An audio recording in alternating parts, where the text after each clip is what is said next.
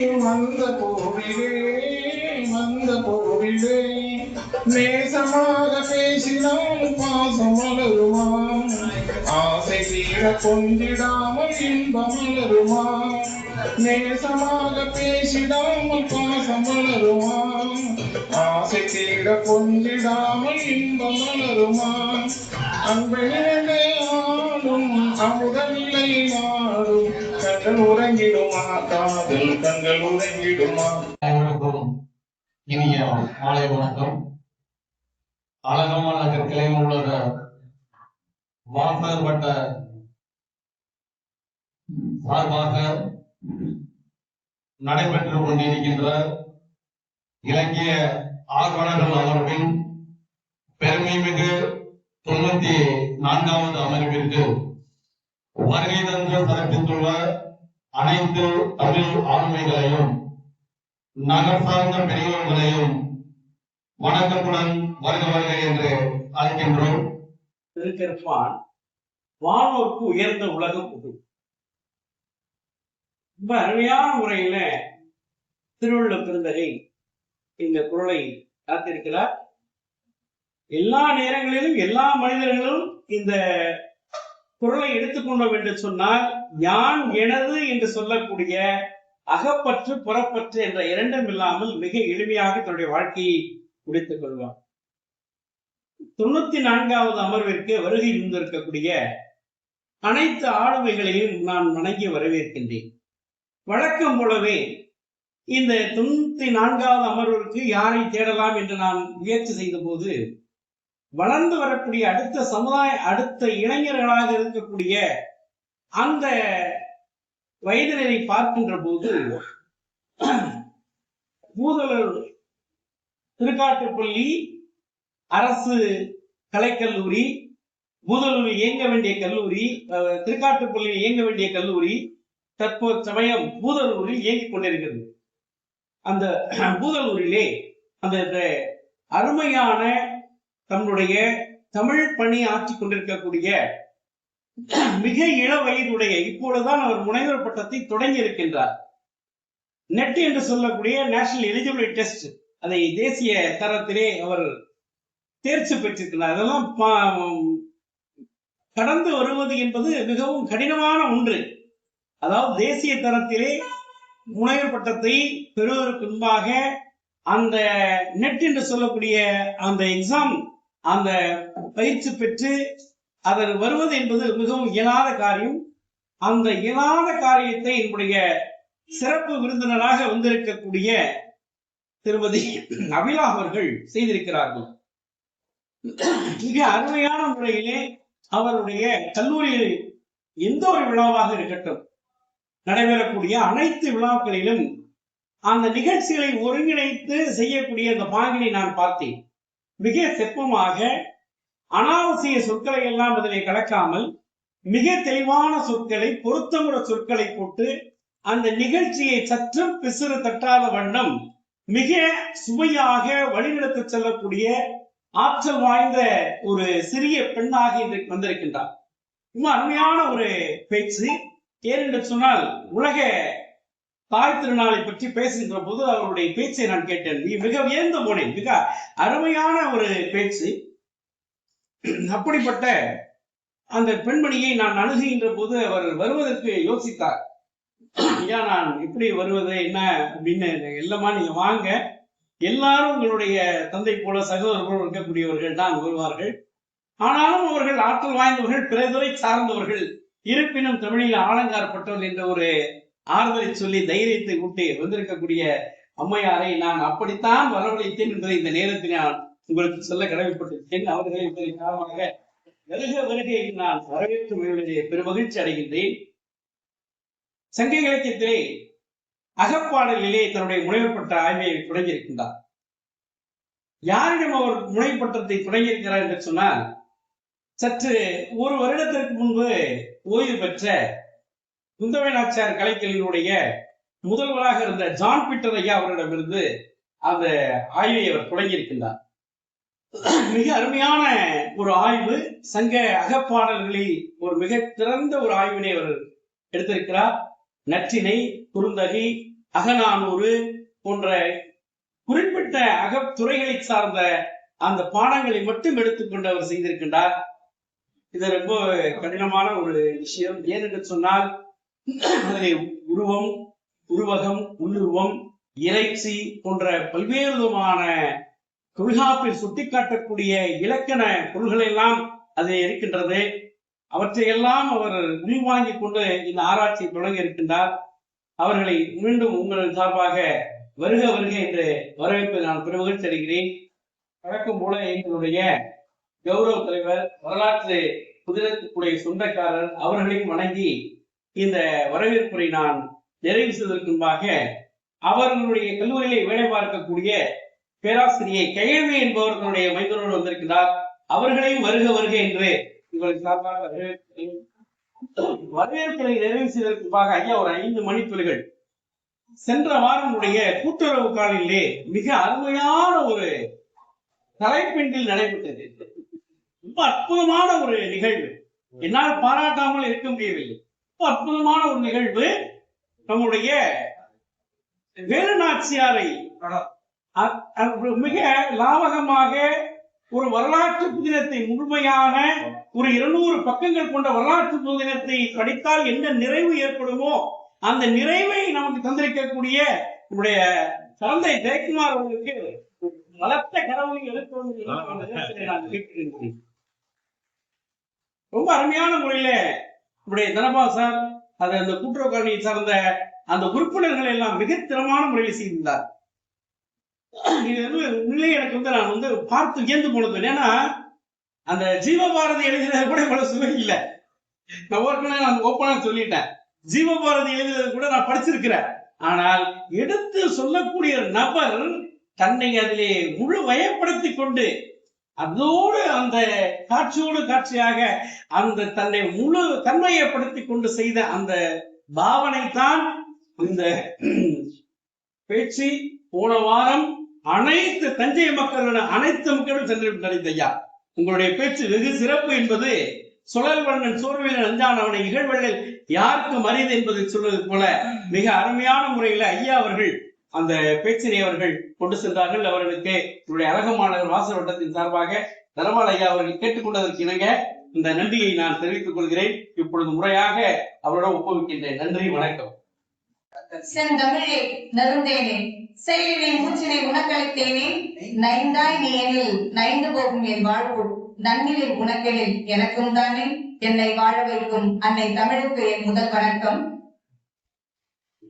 ஐயா, தங்களிடம் ஒரு சிறு வினா. ஏன் நாம் எல்லாரும் இங்கு அமர்ந்திருக்கிறோம்? என்னுடைய பேச்சை கேட்பதற்கு. என்னுடைய தலைப்பு என்ன தெரியுமா? தமிழும் அறமும். இந்த தமிழ் தான் இன்று நம்மை அனைவரையும் இங்கே ஒன்றாக கூட செய்திருக்கிறது. நம் ஒவ்வொருத்தரிடம் இருக்கக்கூடிய அந்த அறம் தான் இன்று இந்த அரங்கம் முழுவதும் நாம் அமர்ந்திருக்க வழிவகை செய்திருக்கிறது. அப்படியாக இருக்கக்கூடிய இந்த தமிழை நாமும் வளர்க்கிறோம். தமிழ் கூட சேர்ந்து வளர்ந்து கொண்டிருக்கிறது. அந்த தமிழைத்தான், அந்த தமிழில் இருக்கக்கூடிய அறங்களைத்தான் இப்போது உங்களுடன் நான் பகிர்ந்து கொள்ள வந்திருக்கிறேன். அதற்கு முன்னதாக தமிழை பற்றி நாம் கொஞ்சமும் பேசிவிடாமல் நம் நலத்தை பற்றி சென்றுவிடவே முடியாது. உலக மொழிகளிலே தொன்மையான மொழி அப்படின்னு சொல்லும் பொழுது நம்முடைய தமிழ் மொழிதான். எங்கு வேண்டுமானாலும் ஆணித்தனமாக நாம் அடித்து சொல்ல முடியும். நம்முடைய தமிழ் மொழிதான் உலகத்தினுடைய தொன்மையான மொழி. நம்முடைய தமிழ் மொழியிலிருந்துதான் அனைத்து மொழிகளும் பிறந்தது. அதனால் எல்லா மொழிகளுக்கும் தாய்மொழி, நமக்கும் தாய்மொழி நம்முடைய தமிழ் மொழி. அப்ப உலக மொழிகளின் தொன்மையும் தொடர்ச்சியும் வளர்ச்சியும் உடைய ஒரு மொழி நம் மொழி. இன்று வரை நம்முடைய தமிழ் மக்களுடைய அன்றாட கருத்தாடல்களை, தேவைகளை மட்டுமின்றி தத்துவம், இலக்கியம், இலக்கணம், சித்த மருத்துவம், இன்ன பிற துறைகளை சார்ந்த அறிஞர்களின் படைப்புகளை வெளிப்படுத்தி நின்றுள்ள ஒரு மொழி, ஒரு பயன்பாட்டு மொழியாகத்தான் இன்று நம்முடைய தமிழ் மொழி இருந்து கொண்டிருக்கிறது. முன்பு மாதிரி கிடையாது. இன்றளவில் தமிழ் மொழியில் மிக நுட்பமாக தொழில்நுட்பம் வளர்ந்து கொண்டிருக்கின்றது. அதற்கு தகுந்தாற் போல தமிழும் வடிவம் பெற்று கொண்டேதான் இருக்கின்றது. நம் மொழி கன்னித்தமிழ் என்று சொல்கிறார்கள். பழந்தமிழ் என்று சொன்னாலும் கூட இன்தமிழ் கொடுந்தமிழ் கன்னி தமிழ் எப்போது இந்த உலகம் அழியும் பொழுது அழிந்து மீண்டும் உலகம் உருவாங்கினாலும் அந்த மொழி கன்னி தமிழாகத்தான் இருக்கும். அப்படிப்பட்ட மொழிதான் நம்முடைய மொழி. உலகில் இன்னும் பல மொழிகளுக்கு எழுத்துக்களே கிடையாது, வடிவம் கிடையாது. ஆனால் தமிழ் மொழிக்கு பல்லாயிரம் ஆண்டுகளுக்கு முன்னரே எழுத்து தொழில்நுட்பம் தோன்றி வளர்ந்துள்ளது என்று அறிஞர்கள் கூறுகின்றார்கள். அது கண்டிப்பாக நாம் பெருமையடைய வேண்டிய விஷயம். தமிழ் சமுதாயம் தனது அறிவு செல்வங்களை தேக்கி வைத்ததனால் தான் இன்று நம்மால் சங்க இலக்கியங்களையும் தொல்காப்பியங்களையும் திருக்குறளையும் இப்படியாக பல நூல்களை நம்மால் இன்றளவும் படித்துக் கொண்டிருக்கின்றது. இதன் மூலமாக நான் இன்னொரு தடவை பதிய வைக்கிறேன், நம் முன்னோர்களின் அறமே இன்று நாம் படிக்கக்கூடிய இந்த தமிழ் இலக்கியங்கள். அவர்கள் நமக்காக விட்டு செல்லவில்லை என்றால் இன்று இந்த அரங்கமும் கிடையாது, இந்த தமிழும் நமக்கு கிடையாது. ஆக அவர்கள் விட்டு சென்ற அந்த அறம்தான் இன்று நாம் இங்கே அமர்ந்திருக்கிறோம். அப்படியாக தமிழரின் வரலாறுகளை கல்வெட்டுகள் மூலமாக அறிய முடிகின்றது. ஆக இன்னைக்கு பாத்தீங்கன்னா சென்றடிவீர் 8 திக்கும் கலை செல்வங்கள் யாவும் கொணர்ந்து இங்கு சேர்ப்பேன் என்று மகாகவி பாரதியார் சொன்னாரே, அது இன்று நிறைவேறி கொண்டுதான் இருக்கிறது. எதன் மூலமாக என்று சொன்னால் தொழில்நுட்பம் மூலமாக. அப்ப சற்றேறக்குறைய ஒரு 50 ஆண்டுகளுக்கு முன்பு வரை தமிழ் மொழி எனக்கு தெரிந்தது, நான் 1ஆம் ஆண்டு படிக்கும் போது ரோஜா ராஜா என்று வடமொழியில் படித்தேன். நேரு மாமா வந்தாலும் ரோஜா பூவை தந்தார் என்று நான் ஒரு பாடல் படித்திருக்கிறேன். ஆனால் இன்று அதே 1ஆம் ஆண்டு படிக்கக்கூடிய மாணவர்கள் ஜா என்ற எழுத்தை படிக்கவில்லை. அவர்களுக்கு ஜா தெரியாது, தனியாக சொல்லிக் கொடுத்தால்தான் தெரியும். ஏனென்றால் வடமொழி நீக்கப்பட்டு இன்று தமிழ் தனி தமிழாக வளர்ந்து நிற்கிறது. அதற்கு முக்கியமாக தனித்தமிழ் வளர்த்த அறிஞர்களுக்கு இந்த நிமிடத்திலே நாம் நன்றி சொல்லே ஆக வேண்டும்.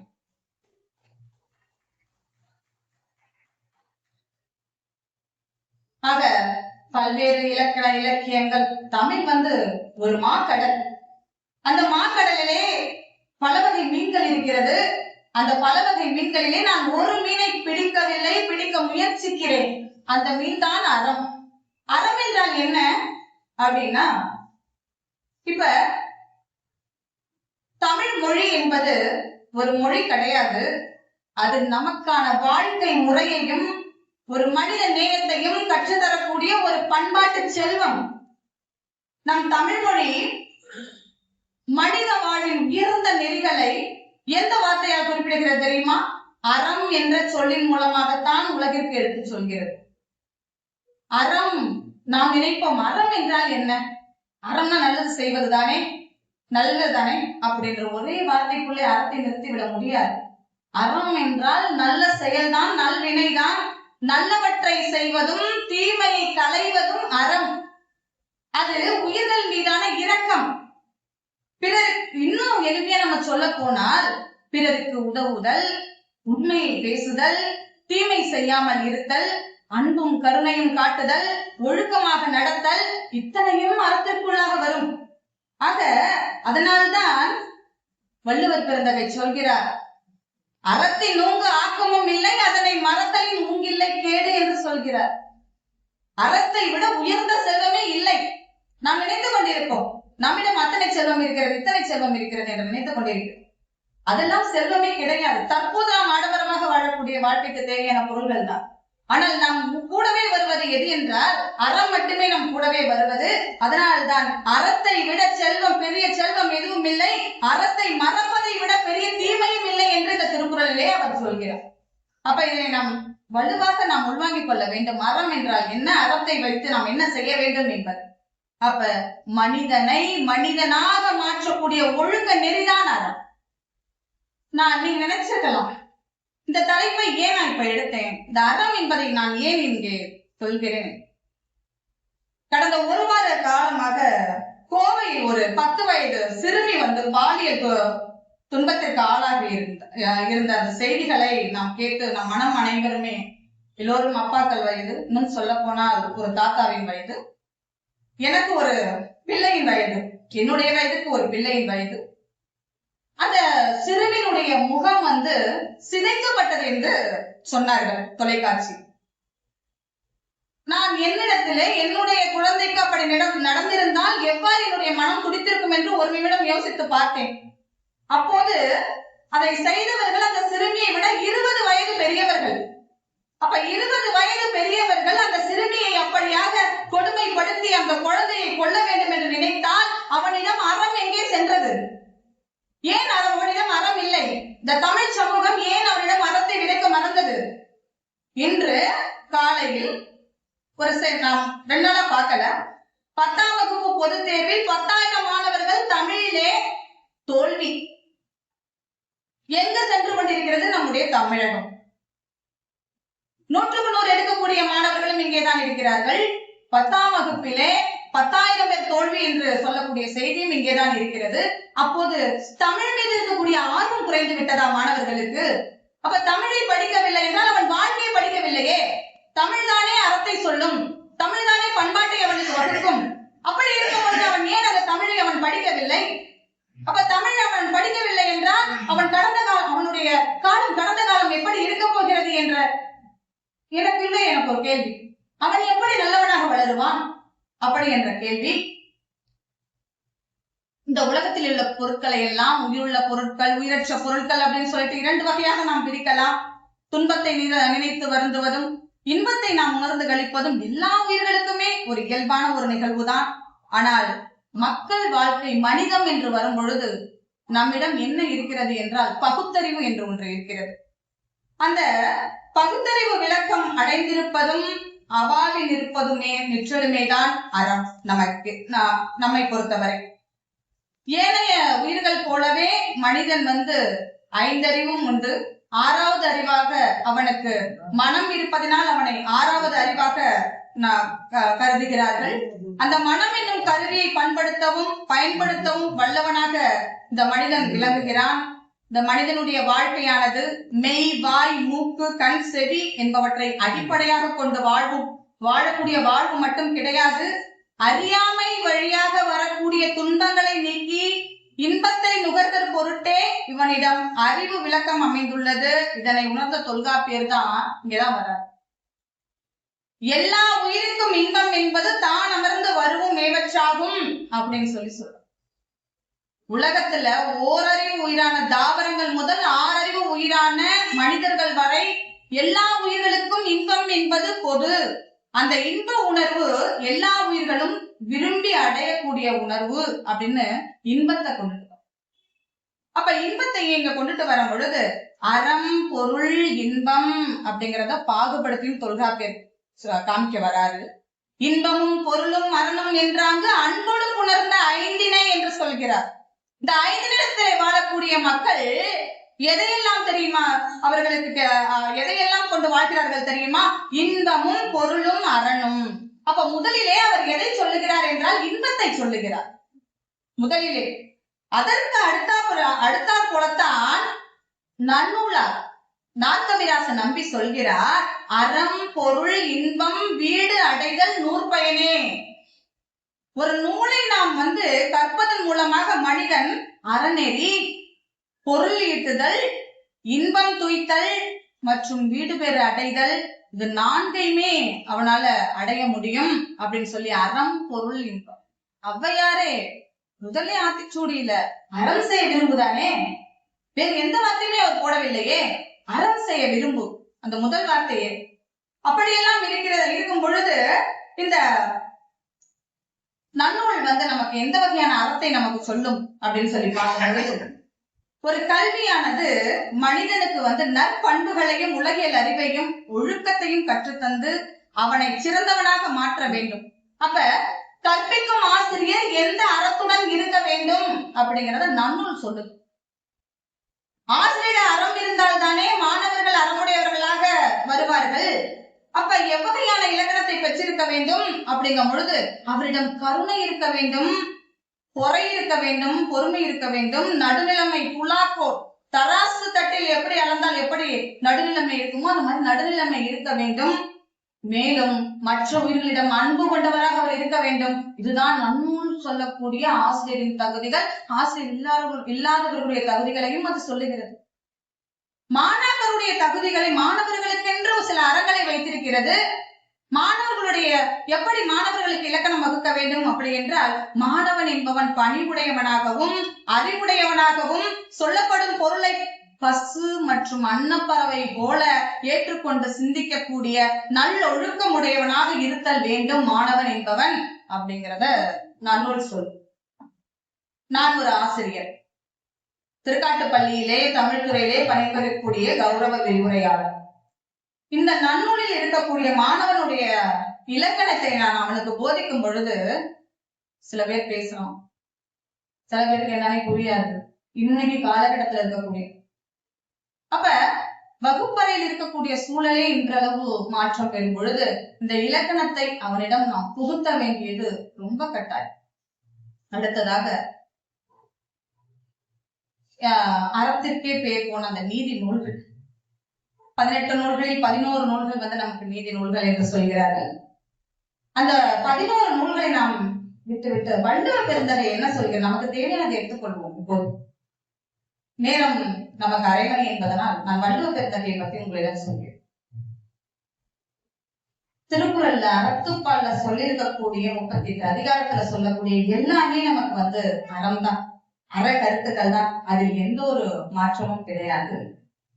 அதுல முதல்ல வள்ளுவரும் அறத்துப்பால், பொருட்பால், இன்பத்துப்பால், முதல்ல அறத்துக்கு தான் அவரும் முக்கியத்துவம் கொடுத்தார். ஆக வள்ளுவ பெருந்தகை அறத்துல, அறநெறியில் ஒரு அழுத்தமான நம்பிக்கை உடையவர். ஒரு திருக்குறள் சொல்றாரு பாருங்க, மறந்தும் பிறன் கேடு சூழற்க சூழின் அறம் சூழின் சூழ்ந்தவன் கேடு. தற்போது நீங்கள் அனைவரும் இந்த திருக்குறளை கேட்டிருக்கலாம். சுல்தான் அவர்களின் மிகப்பெரிய பேச்சாளர் இதை தற்போது எல்லா வலைதளங்களிலும் சென்றடையும் இந்த திருக்குறளை சொல்லியிருந்தார். இதுல உள்ள முதல்ல ஏன் அந்த குறளை எடுத்துக்கிட்டேன் அப்படின்னு சொன்னா, இதனுடைய பொருளை பாருங்களேன். மறந்தும் பிறருக்கு தீங்கு செய்ய எண்ண கூடாது. நாம் அவ்வாறு எண்ணினால் எண்ணியவனுக்கே கெடுதி விளையும். அவ்வாறு அந்த கெடுதியை யார் செய்வார் என்றால் அறமே செய்துவிடும். அதுதான் அந்த திருக்குறளின் பொருள். அடுத்ததாக எல்லோருக்கும் ஒரு உயர்ந்த குறிக்கோள் உண்டு. உயர்ந்த குறிக்கோள் படிதான் நாம் வாழ வேண்டும் என்று எண்ணுவோம். ஆனா அப்படியாக அந்த அறநெறியை போற்றி வாழ்வதால் இந்த உலக வாழ்விற்கு இடையூறாகும் என்றாலும் அந்த இடையூரை ஏற்றுக்கொள்வதே நல்லது அப்படின்னு சொல்லி, எந்த இடையூறு உனக்கு கொடுத்தாலும் பரவாயில்ல, நீ ஒழுக்கமா வாழ், உனக்கு என்ன செஞ்சாலும் பரவாயில்ல, ஆனால் நீ ஒழுக்கமாக வாழ்வதுதான் முக்கியம் அப்படிங்கறது திருக்குறள் மூலமாக சொல்றார். புறங்கூறி பொய்த்து உயிர் வாழ்தலின் சாதல் அறம் கூறும் ஆக்கம் தரும். பிறரை நீ பழிச்சுதான் பேசணும், பிறர் இல்லாத போது அவரை குறை சொல்லிதான் நீ வாழணும் அப்படின்னா நீ வாழ செத்துப்போ. அப்படி ஒரு வாழ்க்கை உனக்கு வேண்டாம், செத்து போயிடு அப்படிங்கறதுதான். அப்படி ஒரு வாழ்க்கை வேண்டாம். அறம் நமக்கு நன்மை தரும். நீங்க இப்படியே நீ வாழ்ந்த அப்படின்னா, புறம் கூறாமல் ஒழுக்க நெறியோட நீ வாழ்ந்த அப்படின்னு சொன்னா அறம் உனக்கு நன்மை தரும், வேற எதுவும் நன்மை தராது என்பதை இந்த திருக்குறளிலே அவர் சொல்கிறார். அடுத்ததாக சொல்கிறார், நடுவு நிலைமை தவறி பெறக்கூடிய செல்வம். எல்லோரிடமும் நாம் நேர்மையாக உழைக்கிறோம், அதற்கேற்றால் போல் நம்ம சம்பாதிச்சு சாப்பிடுறோம். ஆனால் நடுவு நிலைமை தவறி பெறக்கூடிய செல்வம் நன்மை தருவதாக இருந்தாலும் அதை அப்போதே வெறுத்து நீக்கிவிட வேண்டும் என்று இந்த குறள்ல சொல்றார். நன்றே தரினும் நடுவிகந்தாம் ஆக்கத்தை அன்றே ஒழிய விட வேண்டாம். உனக்கு அப்படிப்பட்ட செல்வம் உனக்கு வேண்டாம். அந்த செல்வத்தை அன்னைக்கே தூக்கி போட்டுடு, அது உனக்கு கேடுதான் தரும் அப்படின்னு சொல்லி சொல்றாரு. இப்படியாக அவர் கூறக்கூடிய அந்த நெறிகளை, அற வாழ்வை நாம் அறத்துப்பள்ளியிலே விதித்துக் கொண்டே போகலாம். வாழ்க்கை என்று வரும் பொழுது கணவன் மனைவி, அந்த இல்வாழ்க்கை எப்படி இருக்கும் என்றால், கணவனும் மனைவியும் மன தூய்மையோடு இருந்தால்தான் அந்த வாழ்க்கை அழகாக போகும். கணவன் மனதிலே ஒரு மாசம், மனைவி மனதிலே ஒரு மாசம் இருந்தால் அந்த குடும்பம் அப்படியாக நீடிக்காது. ஆக மன தூய்மையின் அடிப்படையில் அமைவதுதான் அற வாழ்க்கையாக இருக்க முடியும். தூய்மையுள்ள மனமே முற்றிலும் பண்படும், முழுதும் பயன்படும், முழு வாழ்வு வாழும் இந்த தூய்மையை விளக்குவதே அந்த திருக்குறளின் நோக்கம். அந்த திருக்குறள் மனத்துக்கண் மாசிலன் ஆதல் அனைத்து அரணாகுல நீர பிற அப்படிங்கிற ஒருவன் தனம், அதாவது ஒருவன் தன் மனம் அளவில் குற்றமில்லாதவனாக வாழ வேண்டும். அப்படி இருந்தால் அதுதான் அறம் அப்படின்னு சொல்றான். இன்னைக்கு காலகட்டத்துல நீங்க இத கொஞ்சம் ஒரு 2 நிமிஷம் இதுக்கு நான் ஒரு விளக்கம் கொடுக்கிறேன். இன்னைக்கு காலகட்டத்துல பொருளாதார சிக்கல் அதிகமாக இருக்கிறது. கணவன் மனைவியும் கட்டாயமாக வேலைக்கு சென்றே ஆக வேண்டும் என்ற நிலைமை. முன்னாடியெல்லாம் அப்படி கிடையாது.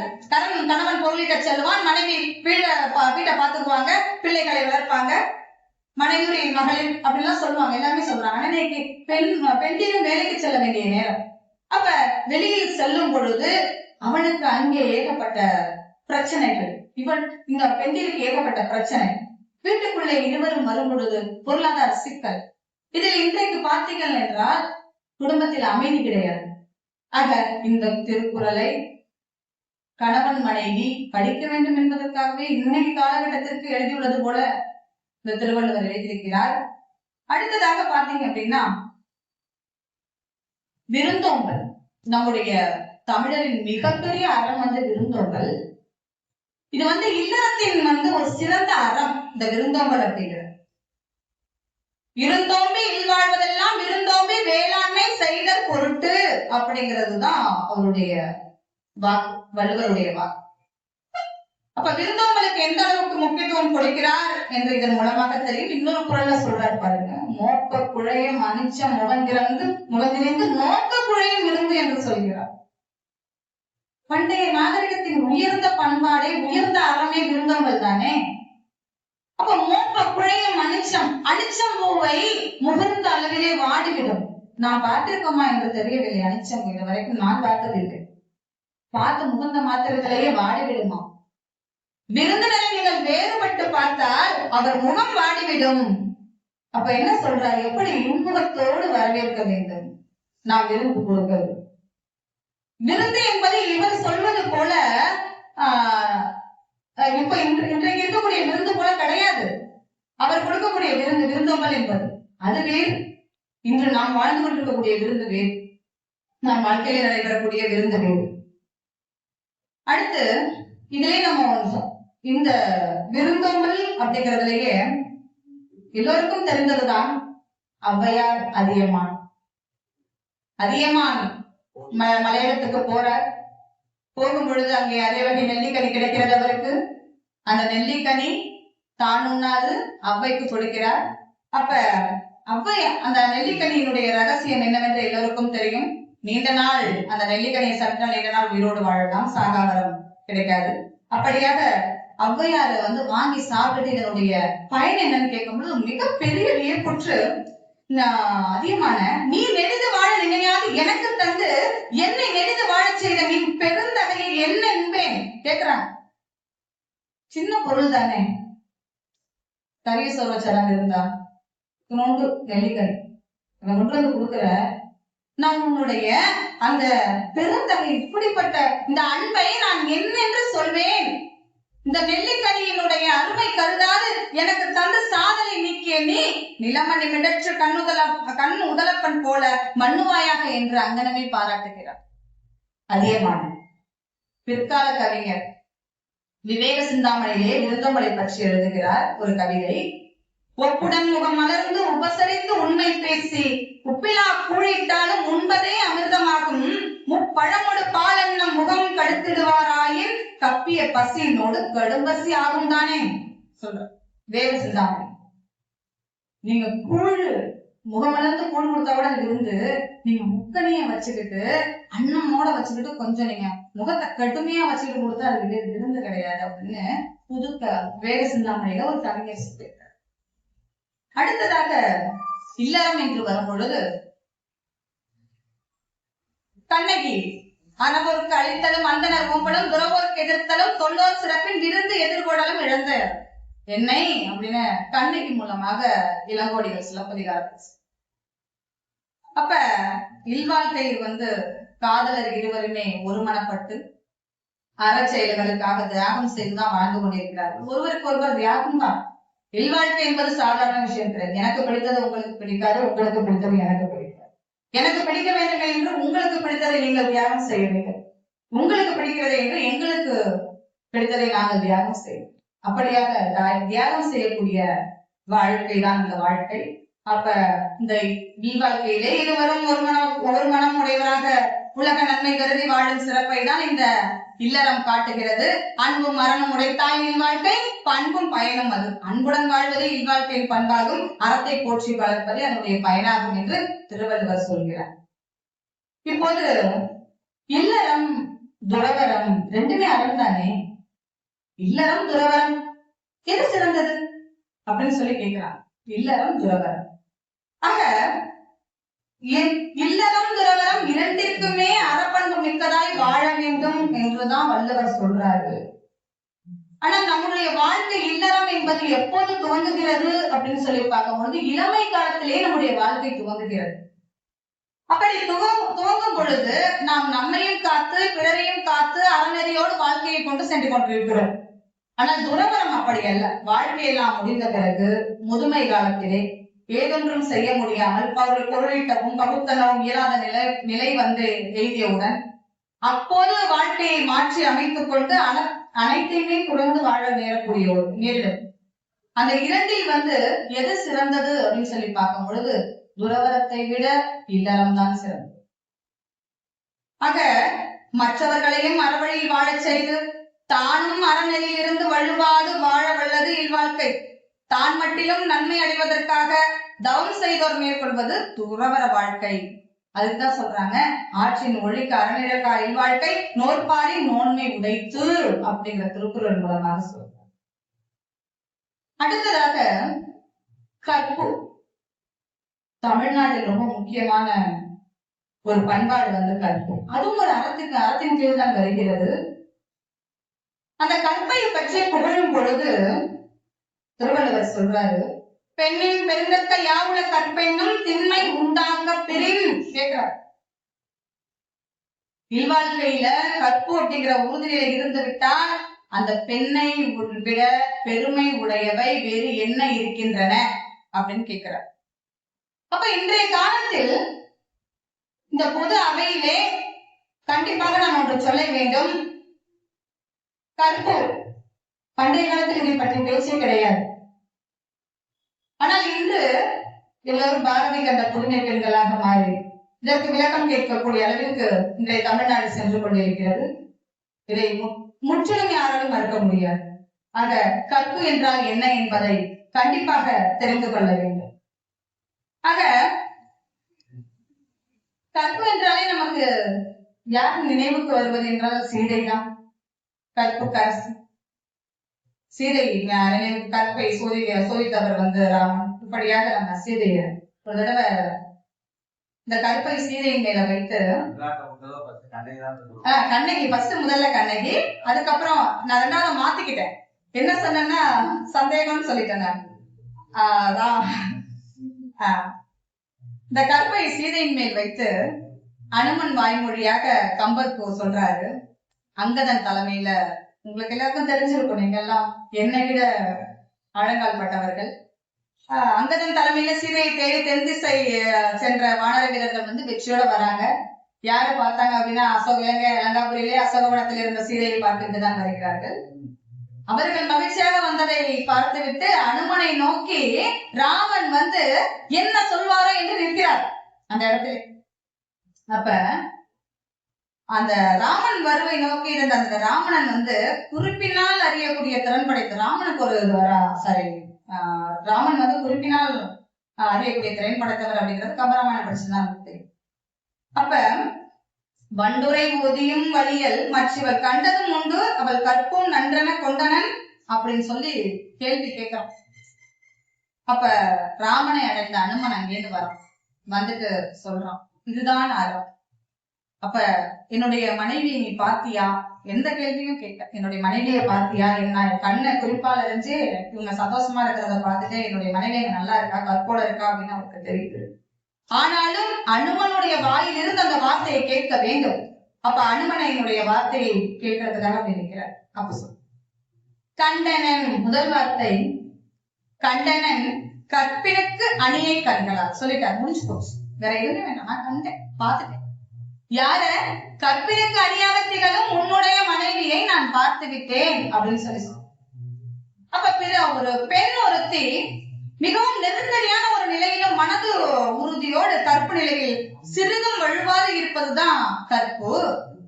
அப்ப அனுமன் இன்னொன்னு சொல்றார், சீதை உன்னை பிரிந்து கண்களில் அங்கே நான் அவளை பார்க்கும் பொழுது கண்களில் தாரை தாரையாக கண்ணீர் வடித்துக் கொண்டிருப்பதை நான் பார்த்தேன். அப்பொழுதே முடிவு செய்துவிட்டேன், அவள் உனக்காக ஏங்கிக் கொண்டிருக்கிறாள் என சொல்லி இந்த விஷயத்தையும் சொல்றார். அடுத்ததாக பாத்தீங்க அப்படின்னா இந்த நாணம் தொல்காப்பியர் சொல்றார், கற்பு நாணம் அப்படின்னு எது சிறந்தது அப்படின்னு கேட்கும் பொழுது, உயிரினும் சிறந்தென்று நானே நாணினும் செய்யறதற்காச்சு கற்பு சிறந்தென்று அப்படின்னு சொல்லி. நான் சிறந்ததா நாணம் சிறந்ததா? ஒரு பெண்ணுக்கு கற்பு மட்டும் பேசினா போதுமா, நாணம் வேணாமா? அப்ப நாணம் சிறந்ததா கற்பு சிறந்ததா அப்படின்னு சொல்லி கேட்கும் பொழுது, நாணமும் கற்பும் உயிரணிய இரு பேர் ஒழுக்கம், உயிர் போன்ற இரு பேர் ஒழுக்கங்கள். நாணை விட்டாலும் கற்பை தலையாக போற்றி காக்க வேண்டும் என்பது பண்டை தமிழர்கள் கண்ட வாழ்க்கை நெறி என்று தொல்காப்பியர் சொல்றார். அப்ப என்ன சொல்றாரு, நாணத்தை காக்க உயிர் விடுக, கற்பை காக்க நாணத்தை விடுக என்று அவர் சொல்றார். அப்படியே ஒரு சில சங்க இலக்கியங்கள்ல இந்த அறத்தோடு நீற்றல் என்று யாவரும் அறிந்ததுதான். அறத்தோடு நீற்றல் சங்க இலக்கியங்கள்ல அறத்தோடு நீற்றலை பல பல நூல்கள் சொல்கிறது.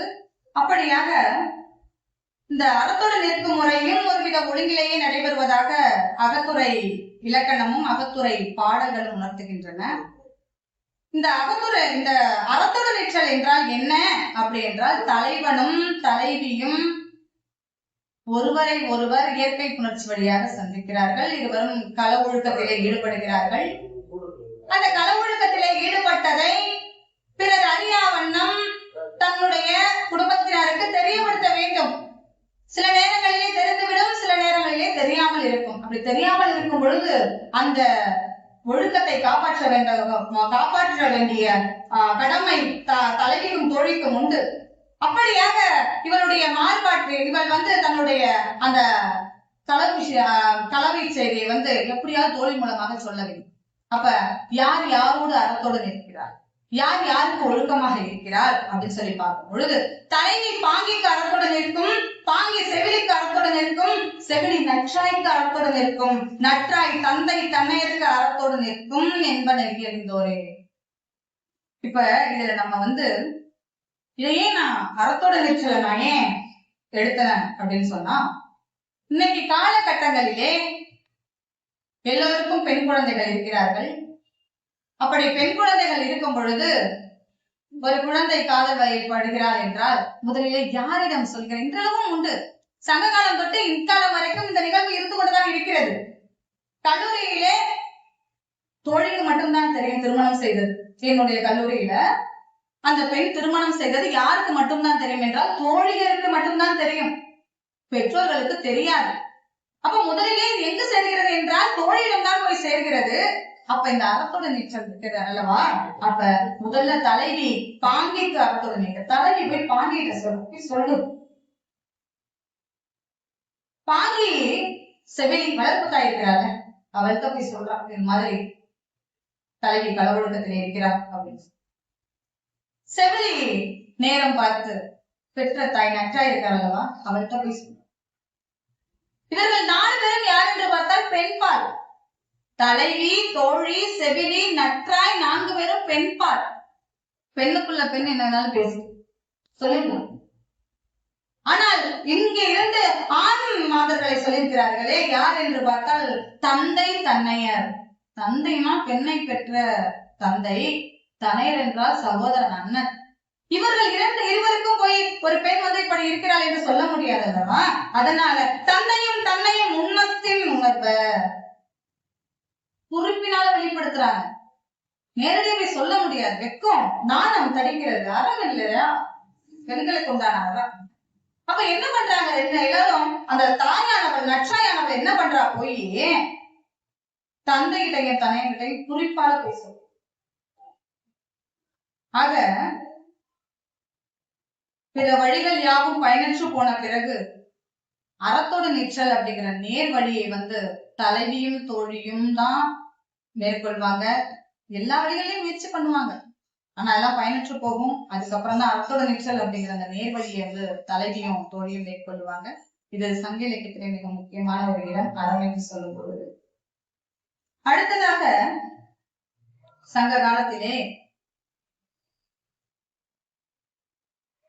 திருமுருகாற்றுப்படையிலே ஒரு பாடல், 6 4 இளமை நல்லி ஆண்டு ஆறில் கழுப்பிய அறநில் கொள்கை. அறநில் கொள்கை அப்படிங்கிறது என்ன அப்படின்னா, 48 ஆண்டு பிரம்மச்சரியம்.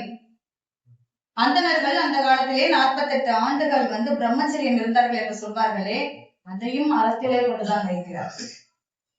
அந்த அறநில் கொள்கை என்பது, அந்த பிரம்மச்சரியம் என்பது அறம் தொடர்புடையது அப்படிங்கிறதை சொல்கிறார். புறநானூற்றிலே ஒரு பாடல் வருகிறது, கடுஞ்சிறைத்த கொள்கையிலும் கடல் பரிய களி மாவுடைய புகழ் மறவரும் என நான்குடன் மாண்டதாகினும் மாண்ட அறநெறி முதற்றே அரசின் கொற்றம். படைகளை விட அறநெறியை இங்கே சொல்கிறார்கள் கூடுதலா. இது வந்து பாண்டியன் இளவஞ்சிறை பள்ளி குஞ்சிய நன்மாறனுக்கு மதுரை மருத நிலநாகனார் கூறியது. இதுல வந்து அவனுடைய படை பலத்தை விட அவன் அறநெறி மிகுந்தவனாக இருக்கிறான் என்பதை இந்த பாடல் மூலமாக கூறுகிறார். சங்ககால தமிழர் வந்து களவு, கற்பு, போர், வீரம், கொடை, விருந்தோம்பல் இதைத்தான் பண்பாடாக கொண்டு வாழ்ந்து வந்தார்கள். காடு திருத்தி கழனி அமைத்து வாழ்ந்தவன் தான் நம்முடைய தமிழன். அதில் எந்த மாற்றமும் கிடையாது. வாழ்வு, நம்முடைய வாழ்க்கை வந்து சாதல், வீரம் அப்படிங்கிற 2 பெரும் பகுப்பிற்குள்ளேயே அடக்கி இந்த சங்க இலக்கியம் வந்து வெளிப்படுத்துகிறது. அக இலக்கியத்தை பேசும் பொழுது பெண்ணுக்கும், புறவாழ்வை பற்றி பேசும் பொழுது ஆணுக்கும் முக்கியத்துவம் கொடுத்துதான் இந்த சங்க இலக்கியத்திலே பேசும். அப்படியாக சங்க இலக்கியங்களிலே புறப்பொருள் பற்றிய இடங்களில் ஆணின் வீரத்திற்கும் பேரிடம் கொடுக்கப்படுகிறது. அப்படியாக மனித வாழ்வு பல வழிகளிலே விரிவடைந்த போது அறம் என்ற சொல்லை தவிர அது உணர்த்தும் பல பொருள்களையும் பயன்படுத்திக் கொண்ட தமிழன் அனைத்துலையுமே அறம் பேணிதான் வாழ்ந்தான் அப்படிங்கிற செய்தி நமக்கு கிடைக்கிறது. பூதபாண்டியன் ஒரு மன்னன், அவனுடைய மனைவி வந்து பெருங்கோ பெண்டு அப்படிங்கிறவங்க.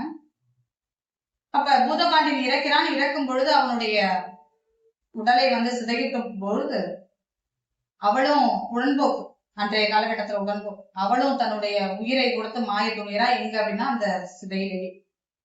அப்போது சான்றோர் அவங்க எல்லாரையும் அந்த பெருங்கோ பெண்ணை வந்து தடுக்கிறாங்க. அதற்கு அவர் சொல்றான், பல்சான்றீரே பல்சான்றீரே செல்க என சொல்லாது ஒழிக என விளக்கும் பொல்லா சூழ்ச்சி பல்சான்றீரே அப்படின்னு சொல்றேன். என்ன வந்து விடுங்க, நான் வந்து சிதையில எறிகிறேன் அப்படின்னு சொல்லி. அப்ப அந்த சாகக்கூடிய பெண்ணை தடுத்தார்கள் அல்லவா, அந்த தடுத்த செயல் எது என்று கேட்டால் அதுதான் அறம். அப்போது ஆக சான்றோர் வந்து அந்த கால வாழ்வியலில் மாற்றம் உருவாக்கும் முயற்சியாக தோன்றினாலும் சமுதாயத்திற்கென்று விட்டு சென்ற அறங்களாகத்தான் நாம் இதை பார்க்க வேண்டும். சிலப்பதிகாரத்திலே எடுத்துக்கொண்டேமே ஆனால் அரசியல் பிழைத்தோருக்கு அறம், சிலப்பதிகாரம் கூறும் 3 உண்மையே தானே. அரசியல் பிழைத்தோருக்கும் அறம் குற்றாக முறைசால் பத்திரிகை உயர்ந்தோர் ஏற்றுவர் ஊழ்வினை உழுந்து வந்து ஊட்டும் 3 அறம். அரசியல் அறம் முதல், அரசியல் பிழைத்தோருக்கு அறம் கூற்றாகும். அதுதான் நடந்தது.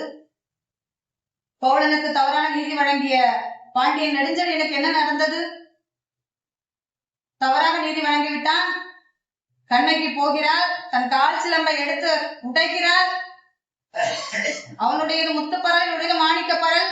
ஒரு பரல், ஒரு கல் உதட்டின் மேல் வந்து விழுகிறது. பார்க்கிறான், பொன்சை பொற்கொள்ளன் பேச்சை கேட்ட யானோ அரசன், யானை கல்வன்னு சொல்லி அப்படியே உயிரை மாய்க்கிறான். அப்படியே இறந்து போறான். பக்கத்துல கோப்பறிஞ்சு நிற்கிறான். கணவனை இழந்தவருக்கு காட்டுவது இல். என்ன சொல்றா? கணவனை இழந்தவருக்கு காட்டுவது இல். என்னுடைய சகோதரனை நான் பறிகொடுத்தால் 1000 பேர் வருவார்கள். நான் உனது சகோதரனாக இருக்கிறேன். எல்லா உறவுகளுக்கும் மாற்றுண்டு, கணவன் என்ற உறவுக்கு மாற்றுண்டா, அதனால என்னால வாழ முடியாது. நான் அங்கேயே செய்கிறப்பா. அங்கே அறமே அவனை கொள்கின்றது. அடுத்ததாக மணிமைகளை நம்ம எடுத்துக்கொண்டோமே ஆனால் பசிப்பினி. அந்த பசிப்பினை தீர்ப்பதே தான் முதல் அறம் மணிமேகலை பொறுத்தவரை. அப்ப பசி என்ன செய்யும் என்றால் ஒரு மனிதனின் உடலையும் அறிவையும் ஒழுக்கத்தையும் அழிக்கும் கொடிய நோய் என்பதனால் உயிரை காக்கும் அன்னதானமே சிறந்தது என்பதனால் மணிமேகலை காவியம் பசிப்பனை போக்கியது. அந்த பசிப்பனை போக்கிய ஒரு அறம். மேலும் அந்த மணிமேகலை நாம் தெரிந்து கொள்ள வேண்டியது என்னவென்றால் பிற உயிர்களிடம் அன்பு காட்ட வேண்டும் என்றும் நாம் தெரிந்து கொள்ள வேண்டும். அங்கு சிறை கோட்டம் அறமாக்கப்பட்டதும் நமக்கு தெரியும் மணிமேகலை மூலமாக. ஆக படியாக மகாபாரதத்தை எடுத்துக்கொண்டோமே ஆனால் தர்மத்தின் வாழ்வு தன்னை சூதுகவும் தர்மம் இறுதியில் தர்மமே வெல்லும் அப்படிங்கிறது நமக்கு எல்லாருமே தெரியும். ஆக அதர்மத்தின் பலத்தால் தர்மம் சிறிது காலம் மறைக்கப்படலாம், ஆனால் காலம் காலமாக அறவழியில் நடப்பவர்களுக்கு இறுதியில் வெற்றி கிடைக்கும். ஆக அனைவரும் அறவழியில் பயணிப்போமாக. நன்றி, வணக்கம். அனைவருக்கும் வணக்கம். 94வது இலக்கிய அமர்வுக்கு வருகை புரிந்துள்ள சிறப்பு விருந்தினர், கௌரவ தலைவர், எங்களுக்கெல்லாம் வழிகாட்டும் இலக்கிய தலைவர் ஆண்டோர் அனைவருக்கும் என்னுடைய பணிவான வணக்கத்தை உரித்தாக்கிக் கொள்கிறேன். இன்னும் ஒரு 6 ரன் தான் அடிக்கணும் சதா அடிக்கிறதுக்கு. உண்மையிலே பெருமைக்குரிய விஷயமா இருக்குது. இத ஒரு முக்கியமா பாத்தீங்கன்னா, முதல் கூட்டத்துல நானு, ராஜமாணிக்க ஐயா, இந்துமணி, அடுத்தது பத்மநாய ஐயா, இவங்களதான் எங்களை அழைச்சாங்க. ஆமா, இந்துமணி அழைச்சு அங்க உட்கார்ந்து இருந்தப்போ, முதல் கூட்டத்துல உட்கார்ந்தப்போ நானும் உங்க 4 பேரும் எனக்கு நல்லா தெரியும். ஆனா தனபாளையா எனக்கு தெரியாது. முதல் கூட்டம் தெரியாது. அதுமாதிரி ராஜேந்திர ஐயா தான் தெரியும். அந்த முதல் கூட்டம் நடக்கும் பொழுது எப்படி எல்லாம் செய்ய போறோம் அப்படிங்கிற மிகப்பெரிய ஆதங்கம் அவங்களுக்குள்ளே கேள்விகள் இருந்துச்சு. ஏன்னா இதை எப்படி வழிநடத்த வேண்டும், எப்படி தலைமை பண்போட கொண்டு செல்ல வேண்டும், இப்படி பல ஓராயிர கேள்விகள் நடந்துகிட்டு இருக்கும்போது இது மாதிரி பார்க்கும்போது 94 கூட்டங்களை ஒரு வெற்றிகரமான கூட்டமாக நிச்சயமா நடத்தி விட்டார் என்பதுதான் இந்த அரங்கத்துல பெருமையான சொல்ல விரும்புகிறார். அடுத்ததாக இன்னொன்னு என்ன சொல்றேன்னாக்க, நம்ம இந்த அரங்கத்துல ஒரு முக்கியமா பேச வேண்டியது மதத்திற்கோ அரசியலுக்கோ இல்ல பாத்தீங்கன்னா ஜாதிக்கு அப்பாற்பட்ட ஒரு கூட்டு அமைப்பாகத்தான் இது இயங்கி கொண்டிருக்கிறது. அதை நம்ம உள்ள பாத்தீங்கன்னாக்கா, நான் அதை பேசுறேன் இதை பேசுறேன் அப்படிங்கிற ஒரு இதை தார்மீக கடமையை இழந்துடுறாங்க. ஏன்னா அந்த தலைமை பெருமையில இருக்கிறவங்க, பொதுக்குழுல இருக்கிறவங்க ரொம்ப நெருடலா ஏற்படுது. ஏன்னா இதுல விவாத மேடைகளுக்கோ இது சமுதாய கூடமோ இது கிடையாதுங்க. இது அரசு நடத்துகின்ற ஒரு பெரிய நல்வழியான நம்மளை எல்லாத்தையும் ஒன்று சேர்த்து நம்மளுடைய அறிவார்ந்த விஷயங்களை சென்றடைய வேண்டும் என்ற நோக்கத்துலதான் இது செய்து கொண்டிருக்கிறான் என்பதை இந்த நேரத்துல சொல்ல விரும்புறேன். இன்னும் பெரியவங்க எல்லாம் வந்திருக்கிறாங்க. நம்ம கரந்த் ஜெயக்குமார்லாம் நிறைய கத்திருக்கேன், ராஜகோபால் ஐயாட்டெல்லாம் நிறைய கத்திருக்கிறேன். ஏன்னா அங்க வந்திருக்கிற ஒவ்வொருத்தரும் பாத்தீங்கன்னா மிகப்பெரிய பண்பாளர்கள், மிகப்பெரிய திறமையானவர்கள். போன ஞாயிற்றுக்கிழமை அந்த லூர்து மாதா சர்ச்சில் கோயிலுக்கு போயிட்டு அப்படியே வரும்பொழுது ஒரு இடத்துல இளநீ குடிக்கலான்னு வந்தேன். அங்க இளநீக்கு இல்லை. உடனடி அப்படியே வரும்பொழுது நேரா வந்துகிட்டே இருந்தேன். இப்படியே பாத்தீங்கன்னாக்கா கலெக்டர் ஆஃபீஸ் வழியா நேரா இங்க வந்துட்டேன். எங்க நம்மளுடைய புது பஸ் ஸ்டாண்ட மகாராஜா கல்யாணம் வந்த உடனே ஐயாவை பார்த்துட்டேன். உடனடியா சொன்ன அந்த வார்த்தை எனக்குள்ளே நல்லா இருந்துச்சு. என்னன்னாக்க, நேத்து உங்களை சந்தோஷமா பார்த்தேன், இன்னைக்கு உங்களை சந்தோஷமா பார்த்தேன். எவ்வளவு பெரிய அந்த பண்பாடான வார்த்தைகள். எங்க வரீங்க, இந்த மாதிரி அள்ளி சாப்பிடுங்க, இங்க வேண்டாம், நீங்க நேரம் சரபோஜுக்கு முன்னாடி சாப்பிடுங்க. இதெல்லாம் பார்க்கும் பொழுது இந்த மதத்தை, இனத்தை, மொழியெல்லாம் கடந்து நாங்க பணியாற்றிக்கிட்டு இருக்கிறோம். இதுல உண்மையிலே ராஜகோபால் ஐயாலாம் எனக்கு மிகப்பெரிய குரு. அவர் ஒரு இந்து ஆகவும், வல்லந்தாஜ்பால் இஸ்லாமியராகவும், நான் ஒரு கிறிஸ்டியனாகவும் ஒரு 10 வருஷம் 15 வருஷமா நாங்க போறோம். விவாதங்கள்லாம் பயங்கரமா பண்ணுவோம். ஆனா அமைப்புன்னு வரும்போது அதை கட்டுக்கோப்பா கொண்டு வரதுல மிகப்பெரிய சிறப்பா இருப்போம் என்பதான் இந்த இடத்துல சொல்றோம். அதே மாதிரி தனபால் ஐயா இன்னைக்கு போட்டிருந்த ஒரு கருத்து என்னன்னா, அரசியல் கொண்ட கருத்து அநாகரிகமாக போகுது, அன்பை கொண்ட உறவுகள் அதனை விட்டு விலகுகிறது. நாம் அன்போட உட்கார்ந்து எல்லாருமே மூத்தவங்க, எல்லாமே மிகப்பெரிய அதிகாரியா இருந்து பயணம் செய்து வந்திருக்கிறோம். வேற என்னத்தை கொண்டு போக போறோம்? அகதை என்ற கிரீடத்தை தலையில சூட்டிக்கிட்டு இங்க போக தேவையில்லை, தற்பெருமை என்றதை சூட்டிக்கிட்டு நம்ம வெளியில போக தேவையில்லை. நம்மளுக்குள்ளே இருக்கிற தன்னம்பிக்கையும் அறிவான்ற விஷயங்களை நம்ம தேடுவதற்கு தான் இந்த இடத்துல உட்கார்ந்து இருக்கிறோம். அதை நம்ம தெரிந்து கொள்ள வேண்டும் என்பதான் என்னுடைய மனசார சொல்லிடுறேன். இன்னும் ஒரு நிறைவா சொல்லிட்டு புத்தகத்துக்குள்ள போயிடலான் இருக்கேன். ஏன்னா சுருக்கமா 3 நிமிஷம் தான் சொல்லியிருக்கும் போது, 1997 ஒரு பட்டிமன்றத்தை பாத்தீங்கன்னா இந்துமணி தலைமையில அழைச்சிட்டு போயிருந்தார். அதை எல்லாருமே நம்ம வாட்ஸ்அப்ல கூட போட்டிருந்தாங்க. அப்படி போடும் பொழுது அதுல மகரிஷி மெட்ரிகுலேஷன் பள்ளி மன்னார்குடியில 23/4/97 நாங்க பேசினோம். அவருடைய அணியில வந்து பாத்தீங்கன்னாக்க கலைச்செல்வன்கிறவர் பேசினாரு. இதெல்லாம் போட்டதுக்கு அப்புறம் அவர் என்கிட்ட தொடர்பு கொண்டு பேசும்பொழுது நம்ம என்ன இதுக்கே வந்திருக்கிறாரு. அவர் சொன்னாரு, அந்த கலைச்செல்வன் 29 வருடத்துக்கு முன்னாடி பேசியவன் இன்னைக்கு என்னுடைய பேர் கலைபாரதி. இந்த மன்னார்குடி பக்கத்துல இருக்க கருவாக்குறிச்சியில நான் எச்சமா இருக்கிறேன். உங்க 2 பேரையும் நான் வந்து சிறப்பு விருந்தினர் நான் அழைச்சது நான் பெருமைக்குரிய விஷயங்கிற அந்த வார்த்தையை சொல்லும் பொழுது எங்கெங்க பயணம் செய்து ஒவ்வொருத்தர் நட்பு உறவும் அந்த அன்பு உறவுகளும் எப்படியெல்லாம் நம்மளை கொண்டு செல்லுது என்பதுதான் இந்த நேரத்துல சொல்ல விரும்புகின்றேன். இதெல்லாம் சொன்ன பிறகு நிறைவா நூலகத்தை பத்தி பேசி நிறைவு செய்ய விரும்புகின்றேன். ஏன்னா கர்நாடகா மாநிலத்துல மைசூர்ல வந்து பாத்தீங்கன்னா 1951 ஒரு விவசாய குடும்பத்துல வந்து வறுமையில கடந்து படிச்சுக்கிட்டு இருக்கும் பொழுது அவருடைய ஆசிரியர் வந்து பாத்தீங்கன்னா அனந்தராமையாங்கிறவர். இவருடைய பேராசிரியர் அவருக்கு சொல்லிக் கொடுக்கும் பொழுது நிறைய பேர் வந்து பாத்தீங்கன்னா ஒரு மைசூர் மையத்திலேருந்து பாத்தீங்கன்னா கர்நாடகாவில இருந்து மைசூருக்கு போறதுக்கு 10-15 கிலோமீட்டர் வந்து அவங்க நடந்து போய் தான் புத்தகங்கள்லாம் தேடி படிப்பாங்க. இப்படி படிக்கும் பொழுது இவர் என்ன செய்தார்னா, சரி ஏதாவது ஒரு நம்ம தேடுவோமேன்னு சொல்லும் பொழுது அவருக்குள்ள என்ன வந்துச்சுன்னா விவேகானந்தருடைய தாக்கம் ஏற்பட்டது. அந்த தாக்கத்தின் மூலியமாக அவர் என்ன செய்யறா புத்தகங்களை தேட ஆரம்பிச்சாரு. இப்படியே புத்தகங்களை தேடி தேடி இன்னைக்கு வந்து கர்நாடகத்துல அந்த மைசூருங்கிற இடத்துல வந்து 25 லட்சம் புத்தகங்களோடு அவர் வந்து பாத்தீங்கன்னாக்க தன்னுடைய வாழ்நாள் முழுவதும் அறிவை பரப்ப வேண்டும் என்பதற்காக இலக்கியத்தையும் கல்வித்துறைக்காக மிகப்பெரிய பங்களிப்ப ஒரு நூலகத்தை உருவாக்கி இன்னைக்கு செயல்பட்டுக்கிட்டு இருக்கு என்பதான் பெருமைக்குரிய விஷயமா சொல்றேன். அதோட நிறைவாக சொல்ல விரும்புவது என்னன்னாக்க, இந்த ஆண்டுக்கான பத்மஸ்ரீ விருது 2026 மத்திய அரசு அவரு கொடுத்து பெருமைப்படுத்தி இருக்கிறது. அவர் பேர் தான் அங்கே கவுடா அப்படிங்கிறவர் தான். நன்றி, வணக்கம். அங்கே வெத்து போச்சு, ஃப்ரெண்டை பார்க்க வந்திருக்கான், தற்கொலை பண்ணிக்கணும் அப்படின்னு இருக்கான். நான் ஒரு ஐடியா கொடுக்கறதுமான கொடு மாதிரி என்ன பண்ணணும்னு தெரியல சொல்றான். போய் ஆத்துல குளத்துல எங்க உழுது தாவிடா, ரொம்ப நன்றிடான்ட்டு போயிட்டு வந்தான் வந்துட்டான். என்னடா உழுவலையான்னு, போனான்டா குளத்துல உழுவலான்ட்டு போனேன், ரொம்ப ஜில்லுன்னு இருந்தது, அதனால வேண்டான்ட்டு வந்துட்டேன் அப்படின்னா. அப்புறமேலு வேற என்ன அதை வழி, பூச்சி மருந்தை வாங்கி குடிடா சீக்கிரம் செத்து போடலாம், சரின்னு போயிட்டான். ரொம்ப தேங்க்ஸ். அடுத்த நாள் வந்துட்டான், ஏன்டா பூச்சி மருந்தை வாங்கி மூக்கு கிட்ட கொண்டு போனா ஒரே வாழையா இருந்துச்சு, தூக்கி போட்டேன்டான். சரி இப்ப வேற என்ன ஏதாவது ஐடியா சொல்லு அப்படின்னு இருக்கான். எங்கேயாவது லாரியில போய் விழுந்து சாவிடா, உடனே ஸ்பாட்லயே உயிர் போயிடும். சரி ரொம்ப தேங்க்ஸ் போயிருக்கான். அடுத்த நாள் வந்துட்டான், ஏன்டாங்க நான் போனா எனக்கு லாரி ஸ்ட்ரைக்கான், ஒரு லாரி ரோட்ல வரல அப்படின்னு இருக்கான். அதுக்கப்புறம் வேற ஏதாவது ஐடியா கொடுறான்னு இருக்கான். அந்த மாதிரி இதுதான் கடைசி ஐடியா, நாக்க பிடிக்கிட்டு செத்து போயிரு அப்படின்னு இருக்கான். சரிட்டு ரொம்ப தேங்க்ஸ் போயிட்டு அடுத்த நாள் வந்துட்டான், ஏன்டாங்க நாக்க பிடுங்கலாம் நீட்டு பாக்குறேன் வலிக்கிட்டு ஓடுது அப்படின்னா. முதல்ல உட்காரு, நீ வந்து சாவறதுக்கு லாயக்கு இல்லாத ஆளு, பேசாம வாழ்ந்துட்டு போகணும்னு இப்ப ஓகணும் வாழ்ந்துட்டான். அந்த மாதிரி சில பேருக்கு எப்ப அதிர்ஷ்டம் அடிக்கணும்னு சொல்ல முடியாது. ஒருத்தர் என்ன சொன்னா, என்னடா வாழ்க்கை செத்து தொலைக்கலாம் அப்படின்னா, என்னடா வாழ்க்கையா செத்து தொலைக்கணும் தானே, என்னடா சாவு வாழ்ந்து தொலைக்கலாம்னா. வாழ்க்கையில 2 தாங்க, ஒண்ணு பிளஸ் ஒண்ணு மைனஸ். ரொம்ப சில பேர் மைனஸாவே இருப்பான். ஒரு படத்துல ஒரு நல்ல செய்தி ஒண்ணு வரும், அணு அணுவாய் சாவதென்று முடிவெடுத்து விட்டால் காதல் சரியான தேர்வு அப்படின்னா. அணு அணுவாய் சாவதென்று முடிவெடுத்து விட்டால் காதல் சரியான தேர்வு. உடனே அவன் சொல்லுவான், இது அப்படியே மாட்டேன், அப்படியே மாட்டு, அணு அணுவாய் வாழ்வதென்று முடிவெடுத்து விட்டால் காதல் சரியான தேர்வுன்னா. தேட்டர்ல ஒரே கைத்தட்ட.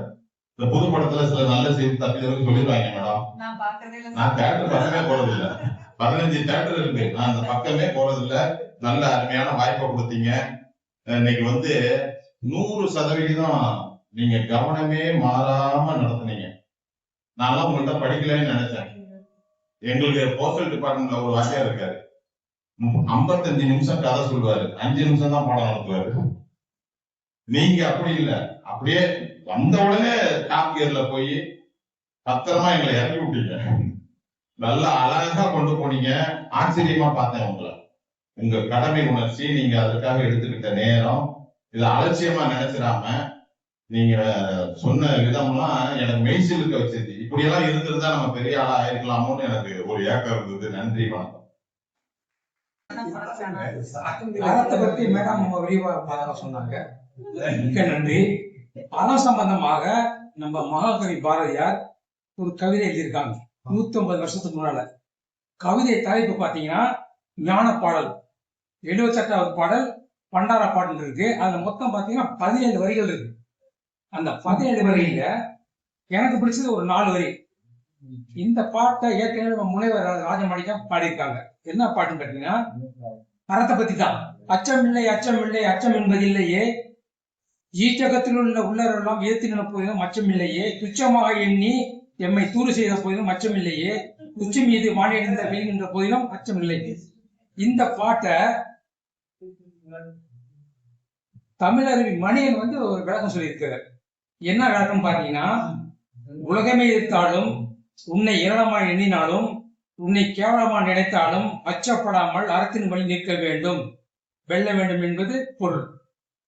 இதுல என்ன ஆச்சரியம் கேட்டீங்கன்னா, 15/7/1912 ஸ்வீடன் கண்ட்ரி ஸ்டாக்ஹோம், அங்க ஒலிம்பிக் நடக்குது. 28 நாடுல இருந்து பார்ட்டிசிபேட் பண்றாங்க. அமெரிக்காவில இருந்து 176 அத்லெட்ஸ் தனி பிளைட்ல ஸ்டாக்ஹோம் வர்றாங்க. அதுல ஜிம் தொராப்னு ஒருத்தர் அவுட்ஸ்டாண்டிங் அவரும் வர்றாரு. என்ன ஆச்சுன்னா இவங்க எல்லாம் ஒரே கேமரா தான் தாங்குறாங்க. இந்த ஜிம் தொராப் என்ன பண்றாரு, 15ஆம் தேதி காலையில ஒலிம்பிக்ல கலந்துக்கணும். 14ஆம் தேதி சாயந்தரம் 6 மணிக்கு ரூம் விட்டு கிளம்பி ஸ்டாக்ஹோம் போய் சுத்தி பார்த்துட்டு நைட் 8 மணிக்கு வீட்டுக்கு வர்றாரு. அந்த ரூமுக்கு வர்றாரு. ரூம்ல பார்த்தா ரூம் கதவு உடஞ்சிருக்கு. இவருடைய பெட்டிலாம் பாத்தீங்கன்னா பெட்டி கிழிச்சிருக்கு. அதுக்குள்ள 2 பேர் ஷூ வச்சிருந்தாரு. அதாவது ரன்னருக்கு ஷூ ரொம்ப முக்கியம். நீங்க ஷூ இல்லாம ஸ்டேடியத்துல இறங்கினா யூ வில் பி டிஸ்குவாலிஃபைடு. அந்த இடத்துல சட்டம் அப்படி இருக்கு. அது மட்டும் இல்ல, உடனே அவரை பேக் பண்ணி அமெரிக்கா அனுப்பிச்சாங்க. பெருத்த அவமானம். ஷூ இல்லாம ஒரு ஒலிம்பிக் வீரர் வரவே கூடாது. பெரிய அஃபென்ஸ். அது பேர் ஷூ இல்ல சார், ஸ்பைக்ஸ். அதே ஷூ ஓகே இருக்கணும். அது எடுத்துட்டாங்க. எனிவே ஸ்பைக் எடுத்துட்டாங்க. இவருக்கு ஒண்ணுமே புரியல. உடனே 8 மணிக்கு புறப்பட்டு டவுனுக்கு போய் அலைஞ்சி பார்த்துருக்காரு. ஒரு கடை இல்ல, எல்லாம் மூடிட்டாங்க. காரணம் எக்ஸ்ட்ரீம் வின்டர். ஸ்டேடியம் வந்திருக்காரு, அங்கேயும் கடை இல்ல. ஆடி போயிட்டாரு. என்ன பண்ணிருக்காரு பாத்தீங்கன்னா, அதான் ஆச்சரியமா இருக்கு. அந்த ஸ்டாக்ஹோம் டவுன்ல ஒவ்வொரு தெருவா போய் கார்பேஜ் பாத்தீங்கன்னா குப்பை அதை தேடி பார்த்துருக்காரு. ஒரு குப்பையில ஒரு ஷூ கிடைச்சிருக்கு, பழைய ஷூ எடுத்து வச்சுட்டாரு. ஒரு 4 தெரு போய் கார்பேஜை பாக்குற அது ஒரு ஷூ கிடைச்சிருக்கு, அதையும் எடுத்து வச்சுட்டாரு. என்ன பண்றேன்னா, ஒரு சின்னது, ஒரு ஷூ பெருசு எடுத்து கொண்டு ரூம்ல கொண்டு சரி பண்ணி செட்டு வச்சுட்டாரு. 15ஆம் தேதி காலையில ஒலிம்பிக்ல கலந்துக்கிறாரு. எல்லாரும் அவரை வேடிக்கை பாக்குறாங்க. ஏன் பாக்குறாங்கன்னா, ஒரு லெப்ட் லெக்ல சின்ன ஷூ, சின்ன சாக்ஸ், ரைட் லெக்ல பெரிய ஷூ, 7 சாக்ஸ் இருக்கு. எல்லாம் வினோதமா பாக்குறாங்க. ஆனா யாரும் ஒண்ணு சொல்லல. காரணம் நான் கேட்டா போன வந்திருக்காரு. என்ன ஒன்றது தெரியுமா, 1000 மீட்டர்ல வின் பண்ணிடுறார் கோல்டு மெடல். 1500 மீட்டர் வின் பண்ணிடுறார் கோல்டு மெடல்.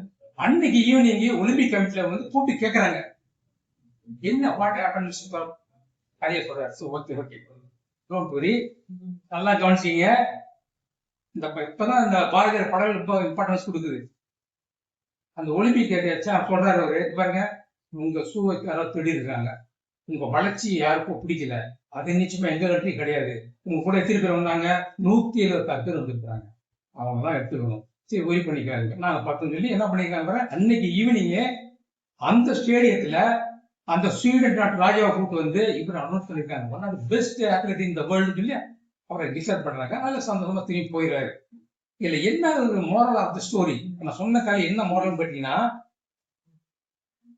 இந்த ஜிம் தொராப்பிய மனசு உடைஞ்சி விட்டு இருந்தாருன்னா அந்த கேம் அவருக்கு அந்த இது கோல்டு கிடைச்சிருக்காரு. அப்ப இந்த பாரதியார் பாடலுக்கு பாருங்க, அச்சமில்லை அச்சமில்லை அச்சம் என்பதில்லையே, இங்கு ஜகத்தில் உள்ளவரெல்லாம் ஏற்றி நின்ற போதிலும் அச்சமில்லையே, துச்சமாக. ஏன் இந்த வார்த்தை சொல்றேன்னா, ஜிம் தொராப்புடைய ஹிஸ்டரி படிச்சு பார்த்தா ஆச்சரியமா இருக்கு. சின்ன வயசுல அவரு ஃபுட்பால் ஆடி அதுல வர பணத்தை வச்சுதான் அவர் ஃபேமிலி ரன் பண்ணிருக்காரு. ரொம்ப சிரமப்பட்டு கஷ்டப்பட்டு முன்னுக்கு வந்தாரு. ஆனா இவர் கூட வந்தவங்க எல்லாருமே கொஞ்சம் வசதி வாய்ப்பு உள்ளவங்க. இவருடைய வளர்ச்சி பிடிக்காத காரணத்தினால இவர் வின் பண்ணக்கூடாது அவங்கதான் பண்ணிருக்காங்க. அது அப்புறம் கேஸ் நடந்து அப்புறம் பிரச்சனையாட்டி வச்சுக்கலாம் ஸ்டேட்ஸ்ல. அந்த வருஷம் 1912 வேர்ல்டு சாம்பியன் யாருன்னு கேட்டீங்கன்னா ஜிம் தொராப். சாதாரண விஷயம் இல்லை. இது எனக்கு என்ன, இது படிச்ச எனக்கு இதான் தோணுச்சு. பாரதியார் வந்து இவ்வளவு அற்புதமான பாடல 150 வருஷம் பாடியிருக்காரு. அவங்க எவ்வளவு பெரிய தீர்க்கதரிசி, உண்மையிலே தீர்க்கதரிசி என்னுடைய கருத்து. நீங்களும் ஆமான்னு சொல்லி எதிர்பார்க்கிறேன். மிக்க நன்றி. உண்மையாக எனக்கு ரொம்ப அவங்களுடைய தயாரிப்பு, இந்த தலைப்புல அவங்க பேசுவதற்கான தயாரிப்பு ரொம்ப சிறப்பாக மேற்கொண்டிருந்தாங்க.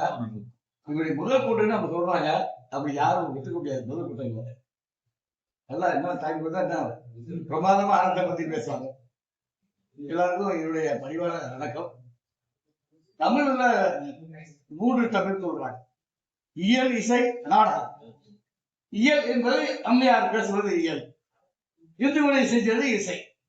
நாடகம் என்பது இயல், இசை, நடிப்பு சேர்ந்தாதான் அது நாடகம். நாடகம் நாடகத்தை பத்தி உங்களை 2 வரி நான் பேச விரும்புகிறேன். தஞ்சையில புகழ்பெற்ற சங்கீத மகானுக்கு உங்களை அழைச்சி போறேன். 1982 அந்த நிகழ்வை உங்களுக்கு சொல்றதுக்கு ஆசைப்படுறார். பாண்டியவனுடைய சபை, பாண்டியனுக்கு பிறந்த நாள் விழா. சபை கூடியிருக்கிறது. எல்லா சபையில் உள்ள அமைச்சர்கள், தளபதிகள், புலவர்கள் எல்லாம் கூடியிருக்காங்க. பொதுமக்கள் திரண்டிருக்காங்க. அப்ப அவர்களுடைய விழாவில் அவருக்கு புகழ், அதாவது பிறந்த நாள் வார்த்தை சொல்லணும். தலைமை அமைச்சர் எழுந்துச்சு தலைமை புலவரை அப்படின்னு சொல்றார். தலைமை புலவர் அவரை மாற்றதா ஒரு காட்சி. ரவியும் மரியும் மயங்கிடும் மாமண்ட வாழ்ந்த மண்மதை செழிக்க, வன்மத்தை அழிக்க, வாழ்வெல்லாம் மக்கள் வளம் பெற்று தலைக்க, விண்ணுலகம் மண்ணில் நின்று வேதங்களை படிக்க, பொன்னையும் பொதிவையும் பூதங்களையும் வெறுத்து தன்னறிவு பேரொழியால் தவணையெல்லாம் வாழும் அன்ன வடிவேலை போல் அங்கம், அலங்கம், பங்கம், அலம்பம், கொங்கம், கடம்பம், பூச்சரம், பாடவம், சங்கம், புலங்கம், சதுரலை தங்கம், சடாச்சரம், நிலக்கரம், பங்கதம், பல்லவம், ஆருடைய அடிவரும் சாருடைய சமரசம், சாதுரிய சமரசம், சாத்திரம், போலகம், முத்தவர், போலுவை, உத்திரம், விலாரம் கொடுத்து சுடர்களை 64 கடலேறு வரைடாக்கு மயிலின்றி செலுத்திட தன் அருள்நிலை எய்தினார். அருங்கடலில் மனமுயர்த்தும் ஆத்தி தென்னை வேம்புவிடாம் அணிமார்வை அழகு செய்யும் ஆனந்த வாரணிப்புகள் அகிலத்தில் ஒகுகவே.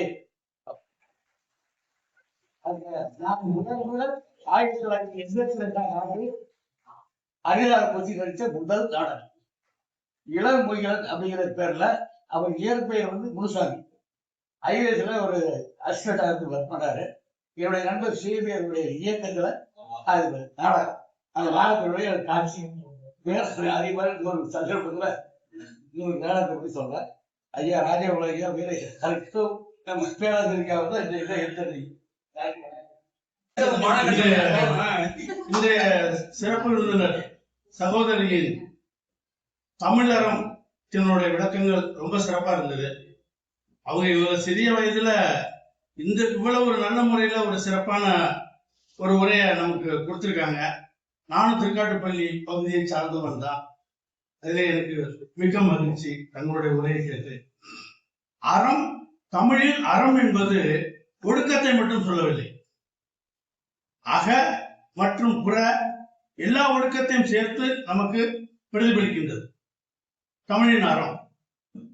திருக்குறள் அதுல என்ன சொல்றது?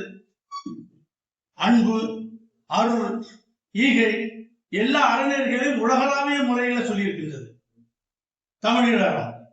சங்ககாலம் தொட்டு இன்று வரை தமிழும் அறமும் பின்னி பிணைந்துள்ளது.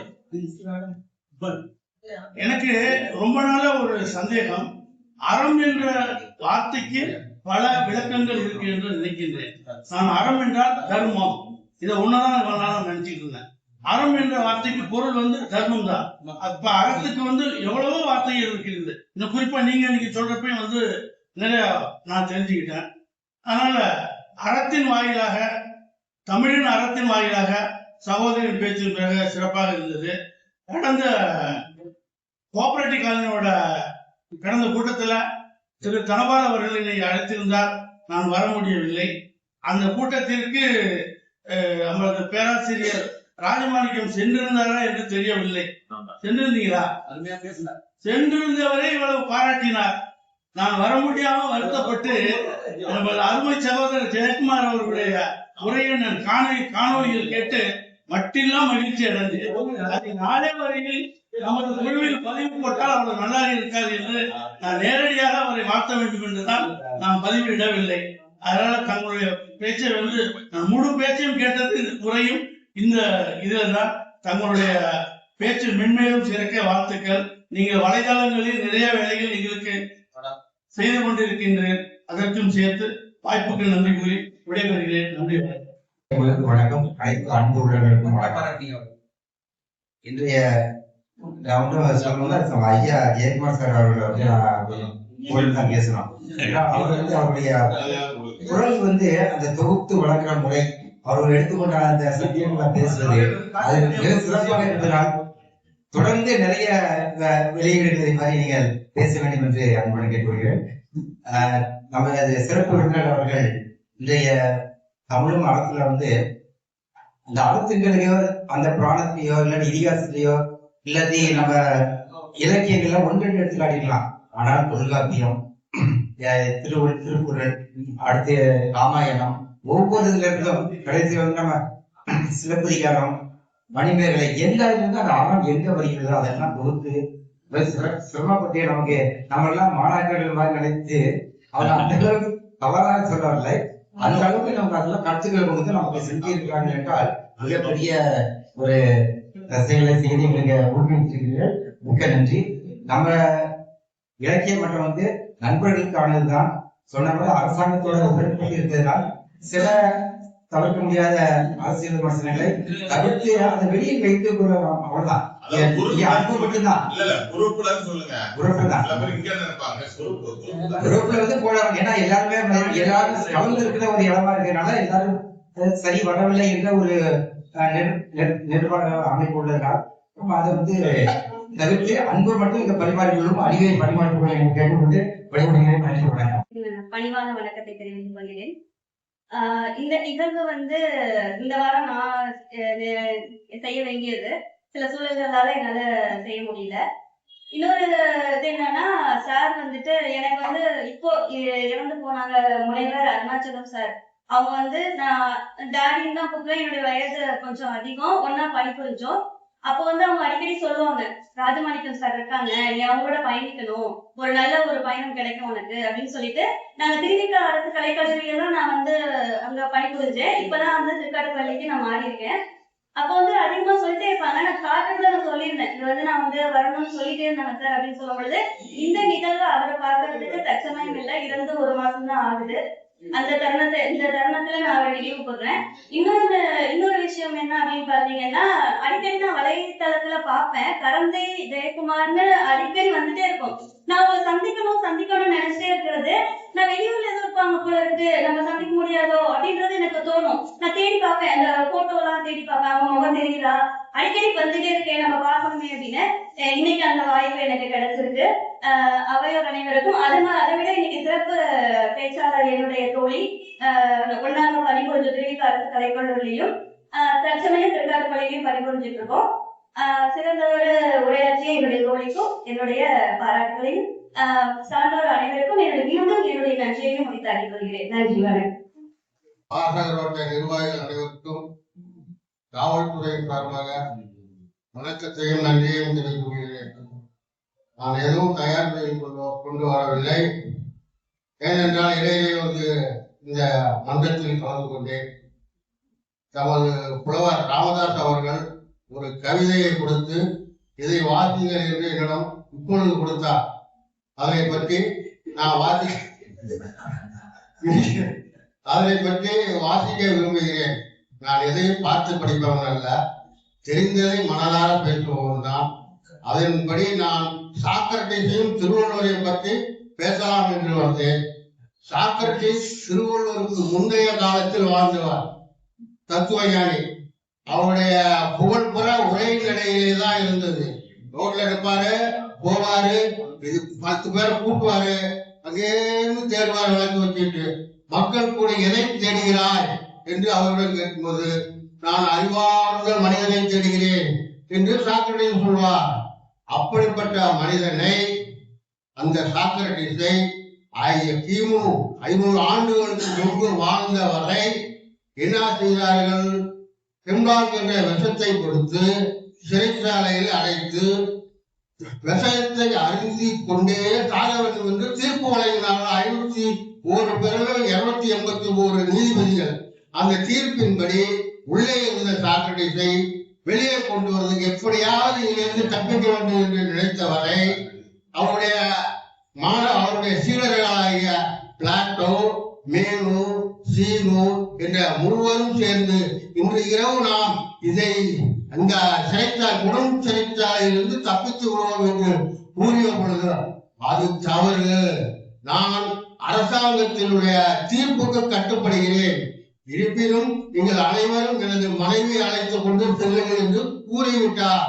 அதன் பிறகு அந்த ஹெம்லாக் விஷத்தை அந்த சிறைச்சாலை காவலர் கொடுக்கும் பொழுது அதை வாங்கி எவ்வாறு அருந்த வேண்டும் என்று அந்த காவலர்களிடம் சாக்ரடீஸ் கேட்ட பொழுது, இதை முதலில் கொஞ்சமாக அருந்துங்கள், தலை சுற்றும், அப்புறம் கொஞ்சம் அருந்துக, மயக்கம் வரும், இப்படியே கொஞ்சம் கொஞ்சமா அருந்தி உங்களை உயிரை தானே மாய்த்துக் கொள்ளுங்கள் என்று அந்த ஹெம்லாக் கொடுத்த காவலர் சூரியன்படி அறிந்து உயிரை விட்டார். அவர் உயிரை விடுவதற்கு முன்பாக அவர் மீனிங்கிற சீடர்கள் வேண்டுகோள் வைத்தது, என்னுடைய தேவதை குலத்தேவதை அவங்க வணங்கிட்டே இருந்திருக்காரு, அசலிட்டு செய்கிற ஒரு தேவதைக்கு நான் வணங்குனதை நீ ஒரு கோழி பிரார்த்தனை வேண்டிட்டா அதை கொண்டு கொடுப்பாயா மீனோ என்று கேட்ட பொழுது நான் கொடுக்கிறேன் சாக்ரடீஸ் என்று சொன்னார். அவருடைய காலத்தில் வாழ்ந்ததெல்லாம் உரைநடைதான், எதுவும் எழுத்துப்பூர்வமாக இல்லை. அதன் பிறகு அவருடைய சீடர் வந்த பொழுதுதான் 400 உரையாடல்களை எழுதி வைத்தார். அந்த 400 பாடல்களை எழுதினார். அது இப்ப அரிஸ்டாட்டில் வரும்போது 60 தான் இருக்கு, இப்ப நமக்கு கிடைக்குது. அது 60லயும் 10 பக்கம் தான் கிடைக்குது. அரிஸ்டாட்டிலுடைய சீடர் தான் மாநில அலெக்சாண்டர். அவர் வென்ற நாடுகள்லாம் போய் அரிஸ்டாட்டிலுக்கு உலக பொருட்கள் நூல்களே அனுப்பி வைத்தார். அதன் பிறகுதான் அந்த 3 தத்துவ நிலைகளை எடுத்துக்கொண்ட பிறகு நமக்கு 2000க்கு பிறகுதான் திருவள்ளுவர் வருகிறார். திருவள்ளுவருடைய வாழ்க்கையும் சாக்ரடீஸ் வாழ்க்கையும் கம்பேரிசன் கொடுத்தேன் என்றால், திருவள்ளுவருடைய இன்று நம்முடைய வாழ்ந்து கொண்டிருக்கிறார். அவருடைய திருக்குறள் ஆகிய 1330 குறளும் அவருடைய வாசகம் வாழ்ந்து கொண்டிருக்கிறது. இதுதான் சாக்ரடீஸை விட நம்முடைய தமிழ்நாட்டில் பிறந்த திருவள்ளுவர் முதன்மையானவர் என்ற கருத்தை முன்வைக்கின்றேன். அடுத்து நமது பேராசிரியர் கொடுத்த புலவர் ராமதாஸ் கொடுத்த பெண்ணே பேரழகே, உச்சி முதல் பாதம் வரை அழகு அழகு பெண் அழகு, கார்மேகம் கூந்தழகு, கருவொண்டு விழியழகு, மைத்தீட்டாய் இமையழகு, காது மடகு அழகு, நாசியோ எடுப்பான அழகு, பூவை எதிர் அழகு. இதெல்லாம் பட்டினத்தார சொன்னா பெண்கள் அழகு பற்றி அவர் ரொம்ப அதுக்கு பட்டினத்தாருக்காக அது சொல்லுவாரு. எனக்கு படிச்சு பார்த்தாங்க, புரியல. பட்டினத்தாருக்கு இந்த பெண் அழகை பத்தி நீங்க எழுதிருக்கீங்க. அவருடைய 8 பட்டினத்தை பத்தி நமக்கு தெரியும். நம்ம பூமியில பூம்புகார்ல இந்த கிபிக்கு பிறகு வாழ்ந்தவர் பெரும் மன்னர். அவருடைய போய் இதை கேட்டாக்கா, பளிச்சிடும் பற்கள் அழகு, குயில் குரல் அழகு, மாங்கனியாய் கண்ணம் அழகு, சங்கு கழுத்தழகு, நிமிர்ந்த நடை அழகு, நேர்கொண்ட பார்வை அழகு, மங்கைவள் அது சொல்லாதான் கொடி இடை அழகு, வாழை தொண்டை மருதாணி பூசிய பாதம் அழகு, அன்ன நடை அழகு, படைப்பில் பெண்ணே அழகு, அது உண்மை, நேரில்லா பெண்ணே அழகு, மொத்தத்தில் உச்சி முதல் பாதம் வரை அழகு, தாய்மையே பெண்ணின் பேரழகு. இது நாம ஏற்றுக்கொள்ள வேண்டிய கருத்து. மற்ற கருத்துக்கள்லாம் பட்டியல் விட்டு இந்த வாய்ப்பு வழங்கிய நமது சங்கத்தின் தலைவர் அவர்களுக்கும் தலைவர்களுக்கும் பேராசிரியர் அவர்களுக்கும் நன்றியை தெரிவித்துக் கொள்கிறேன். வணக்கம். சகோதரின்னு கூட சொல்லக்கூடாது, வந்திருக்கும் மகள், என்னுடைய வயசுக்கு அவங்க மகள் தான். அவர்களுடைய பேச்சு மிக மிக சிறப்பாக இருந்தது.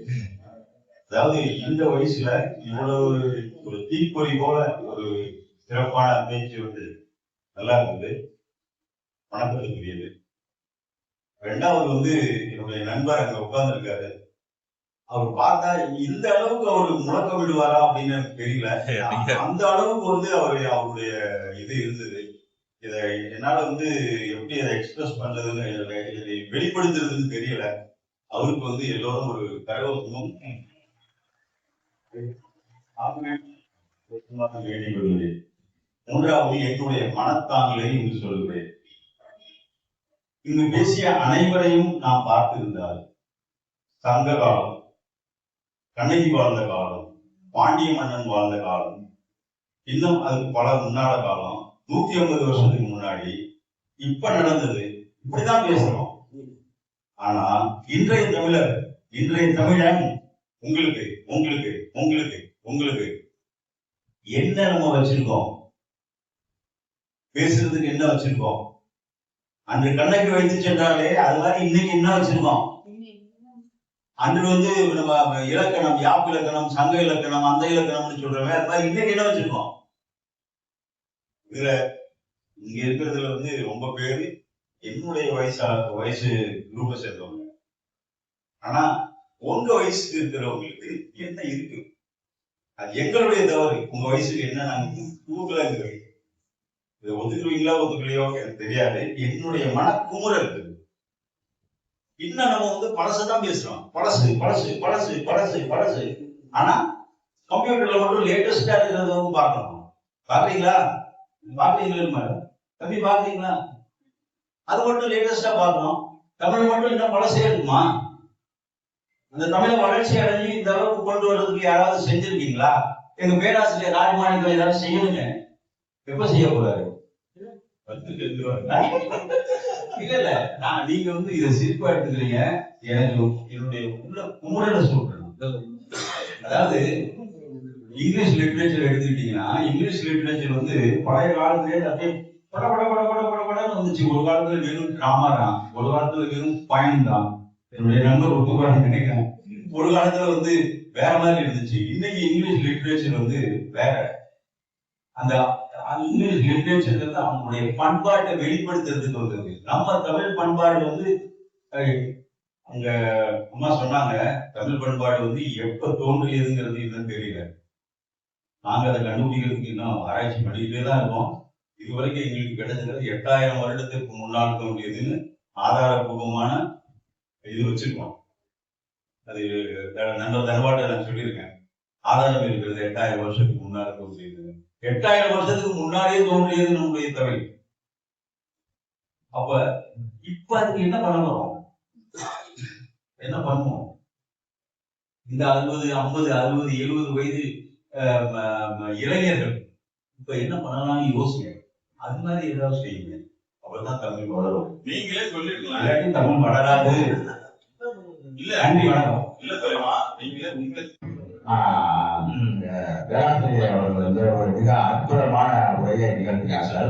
ஆனா 2000 இலக்கியங்கள் வந்து 11 நிதி நூல்கள் சொன்னாங்க. அது மட்டும் இல்ல, இங்க புராணங்கள்லாம் நிறைய இருக்கு, பல்வேறு இலக்கியங்கள் இருக்கின்றன.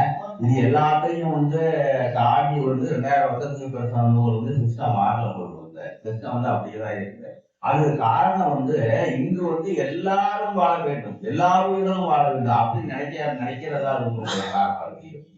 அதாவது உங்களுக்கு வந்து இப்ப வந்து முன்னோர்கள் அப்பெல்லாம் நம்ம முன்னாடி நம்ம அப்ப நல்லவங்க அதிகமா இருந்தாங்க, இப்ப நல்லவங்க குறைஞ்சிட்டாங்க. வந்து கல்லா புதற்கு நல்லோர் சொன்ன செய்தி போல ஒரு தேர்வு சொல்றாங்க. அது வந்துட்டு அப்புறம் என்ன கேட்டீங்கன்னா, கல்லா புதற்குனா படிக்காத விட்டாங்க. படிக்காத விட்டா தவறு செய்த ஏற்றுக்குவாங்க. நிறைய பேர் அவனுக்கு தெரியலையா, அவனுக்கு தெரியல, வேற தெரியல, விருந்தியா இருக்கலாம் அப்படின்னு அவங்க சொல்லிக்கலாம். படித்தாளர்கள் வந்து என்ன செய்யறாங்க? இப்ப படித்தாளர்கள் இருந்து பல பேருக்கு எடுக்கிறாங்க. எல்லாம் பாகுபாடு வேறுபாடு எல்லாத்தையும் இங்க உலகம்லாம் நம்ம சொல்றோம். வந்து உலகம்லாம் வந்து ஒரு சிஸ்டம் நம்மளுக்கு இருக்காது. நாட்டுக்கு நாட்டு மாறுபாடுகள் இருக்குது. உங்களுக்கு வந்து நீங்க எதை சரி செய்யணும்? நல்லதே அறத்தை செய்ய வேண்டும், அறத்தை செய்ய வேண்டும்னாக்கா அறத்தை மட்டும் சொல்லிட்டே தான் போருமா? ஜீவனை விளக்க வேண்டாமா? அவர் சிஸ்டத்தை சரிப்படுத்த வேண்டாமா? அவர் எல்லாம் அவங்களுக்கு இருக்குல்ல. அது வந்து நம்ம குழந்தைகளுக்கு நம்ம செய்யறோமா? நம்ம பேசுறது நம்ம குழந்தைங்கள கேட்க மாட்டேங்குது. காரணம் வந்து அதுவும் ஒரு சிஸ்டம் தான் காரணம். அது உண்டு, அப்படிதான் இருக்குது உண்டு. எல்லா குழந்தைகளுக்கும் அது ஒன்னோட தனியா பேச முடியாது. எல்லாமே ஒன்றை ஒன்று பிணைந்திருக்கிறதுங்க. சமூகம், கல்வி எல்லாமே வந்து கலாச்சாரம், பண்பு எல்லாமே ஒண்ணு வந்து பிடித்தானே இருக்கு இங்க வந்து. அதனால வந்து அடிப்படையா வந்து அந்த இதுதான் எல்லோரும் வாழ வேண்டும், எல்லா உயிரும் வாழ வேண்டுங்கிற ஒரு கருத்து வந்து அதை வந்து மக்கள் வந்து நினைக்க மாட்டாங்கிறதான் என்னோட இது வந்து உங்களுக்கு. அதனால முன்னாடி நான் போனபோது பேசும்போது வந்து நான் சொன்னேன் வந்து இப்போ வந்து சில நாடுகள் மாறி போயிருக்கு, சிறைகள் வந்து காலைக்கு ஃபுல்லாக அவங்க சொல்றாங்க வந்து சில நாடுகள் வந்து அந்த சிஸ்டத்தை இங்கே கொண்டு வாங்க. சிஸ்டம் வந்து நம்மளுக்கு நிறைய பேர் வந்து 40% 40% பேர் ஒரு நாள் கல்யாணமே பண்ணாத இருக்கா. வந்து எல்லாமே இருக்கு உங்களுக்கு வந்து கம்ப்ளீட்டா A to Z வந்து ஒரு லிஸ்ட் வந்து இன்டர்நேஷனல் லெவல்ல வந்து ஒரு லிஸ்ட் போடுறாங்க வந்து ஜிடிபில இருந்து மனித வாழ்க்கையில இருந்து சுகாதாரத்துல இருந்து கல்வியில இருந்து ஒரு 200 லிஸ்ட் வச்சிருக்கான். அந்த லிஸ்ட் வச்சு இது போறாங்க. அங்க ஏன் கல்யாணம் பண்ணது நிறைய பேர் பண்ண எல்லாமே கிடைக்குது, எல்லாம் இருக்குது, எல்லாருக்கும் வந்து உங்களுக்கு வந்து கிடைக்குது. கல்யாணம் பண்ணி என்ன ஆக போகுது அப்படின்னு சொல்லிட்டு சில பேர் இருக்காங்கன்னு சொல்லிட்டு ரீசெண்டா வந்து ஒரு கவிதையை நான் படிச்சாரு வந்து வழக்கம் போல என்னுடைய கவிதை வந்து இருக்கு. கவிதை மட்டும் நீங்க கட்டு சொல்லும்போது நான் சொல்லணும்ல ஒரு நிமிஷம் மேல அது மேல அது மேல கேட்டு கவிஞர் இதை வந்து முன்னாடி படிச்சத ஒரு தடவை படிச்சிருக்கேன், நல்லா வந்து விளக்கமா நிறுத்தி படிக்கணும்னு சொன்னாங்கனால மறுபடியும் படிக்கிறேன். கவிஞர் என்னும் வாழ்க்கை பாத்திரத்தில் என் கவிதைகளை நான் கவித்துக் கொண்டிருக்கிறேன். கவிதை சுரபி என்னும் என் கவிதை பொற்குடங்கள் கவிதை கஜானாக்களில் நிரம்பி வழிகிறது. கவிதை சுரபி என்னும் என் கவிதை பொற்குடங்கள் கவிதை கஜானாக்களை நிரம்புகிறது. என் கவியமுதை நான் கடைபிடித்தேன், கண்டுகொள்வார் யாரும் இல்லை. கவிதை கவிஞனுக்கு தொழில் அல்ல, அதை வாழ்க்கை முறையாய் படித்துக் கொண்டவன் அவன். கவிதை கவிஞனுக்கு தொழில் அல்ல, அதை வாழ்க்கை முறையாய் படித்துக் கொண்டவன் அவன். நீங்கள் படித்தாலும் சரி படிக்காவிட்டாலும் சரி இந்த கவிநாயகர்கள் கவிதைகளை எழுதி கொண்டேதான் இருப்பார்கள். இப்போ உலகில் சமுதாயத்திற்கு வாழ கற்றுக் கொடுத்ததும் ஆழ்வோருக்கு ஆழ கற்றுக் கொடுப்பதும் இலக்கியவாதிகள் தான் என்பதை இதயத்தால் உணருங்கள். இப்போ உலகில் சமுதாயத்திற்கு வாழ கற்றுக் கொடுப்பதும் ஆழ்வோருக்கு ஆழ கற்றுக் கொடுப்பதும் இலக்கியவாதிகள் தான் என்பதை இதயத்தால் உணருங்கள். பள்ளியில் உன் அரிச்சுவடை பாடலை எழுதி வைப்பதும் இலக்கியவாதிகள் தான். நீ வயதாகி இறந்த பிறகு உன் இரங்கல் கவிதையை எழுதி வைப்பதும் இலக்கியவாதிகள் தான். சொல்லிட்டு போயிடுறேன். ஆறு அறிவு இந்த இடத்துலதான் நானும் மக்களும் தோன்றினாங்க. ஆனா இப்போ நானும் இருக்கு மக்களும் இருக்காங்க, ஆனா ஆறு அறிவே காணும். இது நான் வந்து காலையில ஆங்கிலத்துல பார்த்த ஒரு கவிதை நான் தமிழ்ல சொல்லியிருக்கேன். எல்லோருக்கும் வணக்கம். இந்த மாலை பொழுது உண்மையிலேயே ஒரு மயக்கும் மழை பொழுது. உண்மையாளர்கள் அழகா பேசினார்கள். இந்த தமிழ் வார்த்தைகள் பேசுறீங்களா, தமிழ் பேராசிரியர் பேசணும் கேட்டுட்டே இருக்கலாம். ஏன்னா தமிழ் அவ்வளவு இனிமையானது, அதை சொல்லக்கூடிய கொஞ்சம் அழகா சொன்னாங்க. ஆனா அந்த வசீகரம் நல்லாவே இருந்தது. ஜெயக்குமார் ஐயாவர்களுடைய பேச்சு போன வாரம் ரொம்ப அழகான பேச்சு. நான் அதுக்காக தான் போனது, ஃபர்ஸ்ட் டைம் இப்பதான் போனேன், இதுதான் போனேன். அவரை வந்து பாராட்டலாம், பொற்குடத்துக்கு புட்டதற்கு அந்த அளவு அழகானவர். நிறைய பேசணும் இந்த அரசை பற்றி. ஒரு நிமிஷம் விட்டுறாரு. அறங்கிற ஒரு அந்த ஒரு 3 எழுத்து சொல்லுக்கு நிறைய கோட் பண்ணலாம், நிறைய போகலாம். அரணப்பட்டது யாதெனில், அரணப்பட்டது இல்வாழ்க்கை, அறத்தால் இதுவன கேட்பின் சீர்கை பொறுத்தானோடு ஊங்காண்டை. அப்புறம் அவங்க சொன்னாங்கல்ல, இது சிலப்பதிகாரத்துல அரசியல் படைப்பவருக்கு அறங்கூட்டாகும், மண்மைகளை கூட அறப்படுத்தினார். வேற அறத்தை பத்தி நிறைய சொல்லலாம், அதுக்கு நிறைய பொருள்கள் இருக்கு. எந்த இடத்துல எதை யூஸ் பண்ணணும்ங்கிறத பொறுத்துதான் அது இருக்கு. அது மாதிரி அதை பத்தி நிறைய பேர் ஹெல்த்தியா இருக்கலாம். கொஞ்சம் லைட்டர் மூமெண்ட். நீங்க சொன்னீங்க தமிழ் படிச்ச குழந்தைங்க ஒரு 40% எவ்வளவு, 40,000 பேரு தமிழ்ல தொழில் போயிட்டாங்க. மணிக்கு நீங்க தான் சொல்லி கொடுப்பீங்க.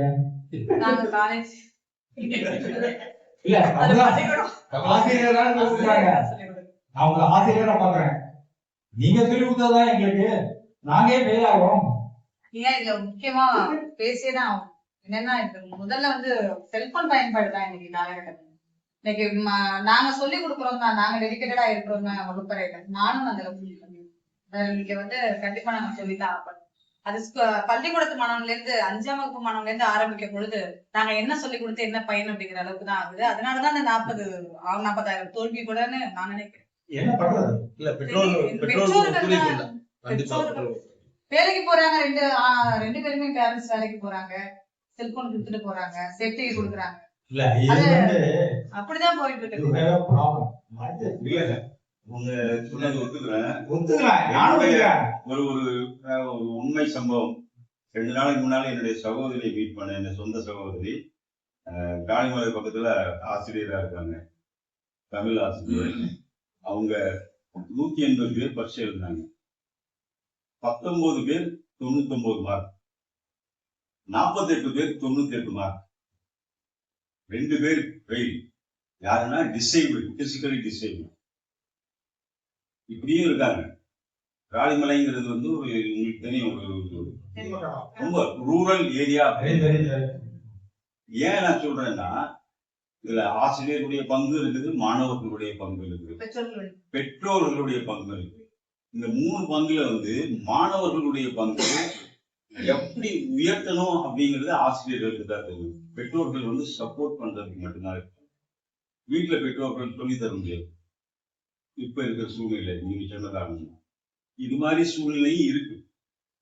அதனால இது வந்து மீடியா தான் காரணம். மீடியாவை அது விவாதத்துக்கு போனா நிறைய இதா இருக்கும். எங்க காலத்துல மீடியா கிடையாது. நாங்களாம் ஃபர்ஸ்ட் கிளாஸ் தான் பண்ணுவோம். வாத்தியார் சொல்லி கொடுத்தாரு. அது வேற விஷயம், அதை விட்டுருவோம். அது பெரிய ஒரு நிகழ்ச்சி. இந்த அறத்தை பத்தி நிறைய பேசுறாங்க, அம்மையார் நிறைய பேசுறாங்க. அவங்களை வாழ்த்துறதுக்கு தான் நீங்க வந்தது. நல்ல அருமையான சிறப்பு. தமிழ் ரொம்ப அழகா இருந்துச்சு, ரொம்ப அழகா இருந்துச்சு. தமிழும் அறமும் நான் நினைக்கிறது தமிழில் அறம், அதுதான் நீங்க பண்ணது. நல்ல பேச்சு. அறத்தை பத்தி கூட ஒரு சின்ன ஒரு வேடிக்கையாக சொல்லுவாங்க. புதுமைப்புத்தண்ட ஒருத்தர் போய் அட்டாக்கா கேட்டார். அவர் வந்து அறம் செய்ய விரும்பு, அறம் செய்ய விரும்பு, ஆனால் செய்யாது அப்படின்னு எழுதி கொடுத்தாராம். ஸோ டிஃபரெண்ட் ஐடியாஸ் ஒவ்வொருத்தர் போகணும். இந்த அறத்தை பத்தி பேசும்போது இன்னொன்று கூட தெரியுது. தமிழ்ல அறம்பாடுதல்னு ஒன்று இருக்கு தெரியுமா? உங்களுக்கு தெரியும் நிச்சயமா. இந்த அறம்பாடுதல்னு சில புலவர்கள் வந்து ஏதாவது என்ன அறம்பாடிடுவாங்க. அது மாதிரி நீங்க பாடாம இருந்து நல்லது. அற்புதமான தலைப்பு, அற்புதமான பேச்சு, நன்றி. பொதுவா பெண்கள் வந்து இந்த டிவி சீரியல்ல நிறைய பாக்குறாங்கிறத பொதுவான ஒரு குற்றச்சாட்டு இருக்கும். அது வந்து நிறைய இந்த பேச்சாளர்கள் பெண்களை பத்தி அப்படி கொஞ்சம் நகைச்சுவை பேச, தோசமா வந்து தோசைகள்ல ஊத்தமா அடுப்புல ஊத்துனாங்க நிறைய சொல்லுவாங்க. பல வீடுகள்ல வெட்டி ஒலி முடிஞ்சதுக்கு அப்புறம் தான் ரொட்டி ஒலி கேட்கும் அப்படிலாம் சொல்லி நம்ம கேள்விப்பட்டிருக்கோம். பெண்கள் பெரும்பாலான பேச்சாளர்கள் வந்து மனைவி மைத்திரியை வச்சு ஒரு நகைச்சுவை பேசுவாங்க. அது நகைச்சுவைன்னு எடுத்துக்கிட்டா கூட அது உண்மையிலேயே பெண்கள் சிறுமைப்படுத்துற விஷயம்தான். சீரியல் பெண்கள் அதிகமா பார்க்கறது. நான் வந்து ஒரு மாறுபட்ட கருத்து, ஆண்கள் நிறைய சீரியல் பார்த்த ஒரு காலம் உண்டு. தீபம் பார்த்த சாரி எழுதின ஒரு நாவல் குறிஞ்சி மலர், அது டிவி சீரியலா வந்தது.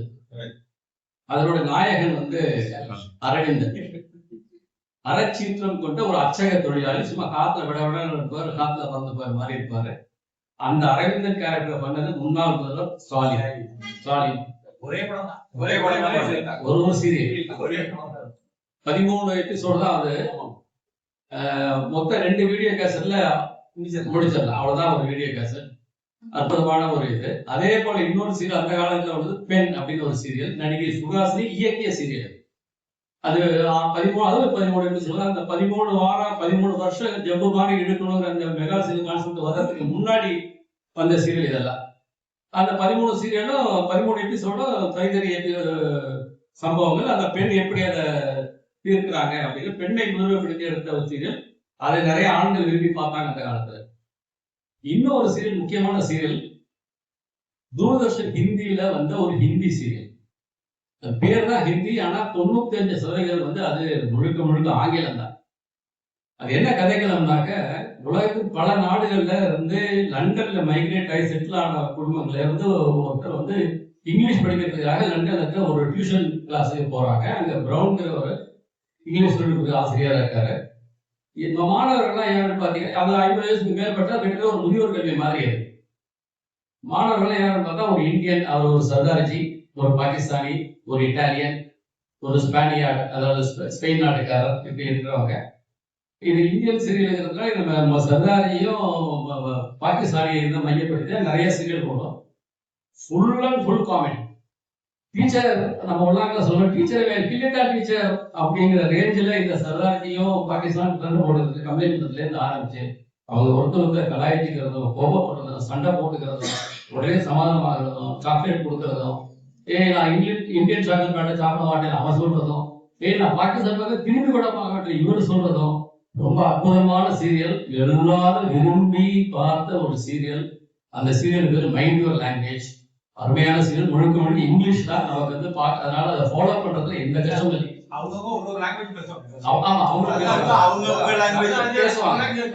அந்த சர்தார்ஜி பேசுவாரு, அவர் பேச ஆரம்பிக்கிற போதே 1000 அப்பாலஜிஸ் அப்படி சொல்லி ஆரம்பிப்பாரு.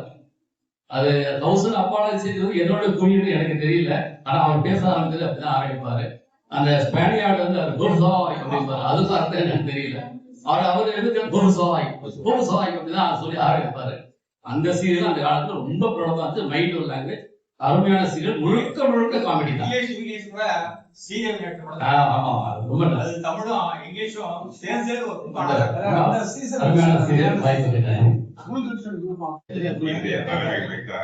அமர்வுக்கு எனது அன்பு வணக்கம். நீங்க எல்லாருமே தலைமையுடைய பேச்சை கேட்டுட்டு தான் பேச்சு சிறப்புன்னு நீங்க சொன்னீங்க. ஆனா எனக்கு, நான் வந்த உடனே மேடத்திட்ட பேசினேன். நான் கேட்ட கேள்விகளுக்கு பதில் சொன்னாங்க. பிறப்பு திருவாரூர், வாழ்க்கை தஞ்சாவூர், வேலை திருக்காட்டுப்பள்ளின்னு சொன்னாங்க.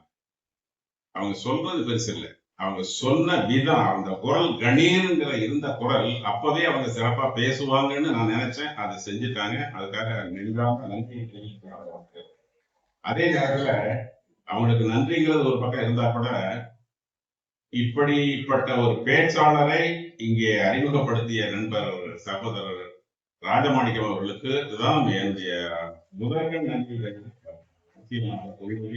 இது போல நேரத்துல வந்து எல்லாருமே பாராட்டப்பட வேண்டிய பேச்சாளர்கள், அவங்களும் பாராட்டினாங்க. உங்க பேச்சும் பாராட்டுற அளவுக்கு இருந்தது ஒண்ணு. அதை தவிர இங்க பேசின எல்லாருமே வந்து நல்லா, இன்னைக்கு பொறுத்தவரை வந்து பேசின ஒவ்வொருத்தருமே மிக சிறப்பான கருத்துக்களை சொன்னீங்க. அது மகிழ்ச்சியான ஒரு தருணம். இதுவரையும் இல்லாத ஒரு சிறப்பு. இன்றைக்கு வந்து இயல், இசை, நாடகம் 3ஐயும் கேட்கக்கூடிய ஒரு வாய்ப்பு கிடைச்சது. ரொம்ப மகிழ்ச்சி. அடுத்த அமர்வில் சந்திப்போம். நன்றி.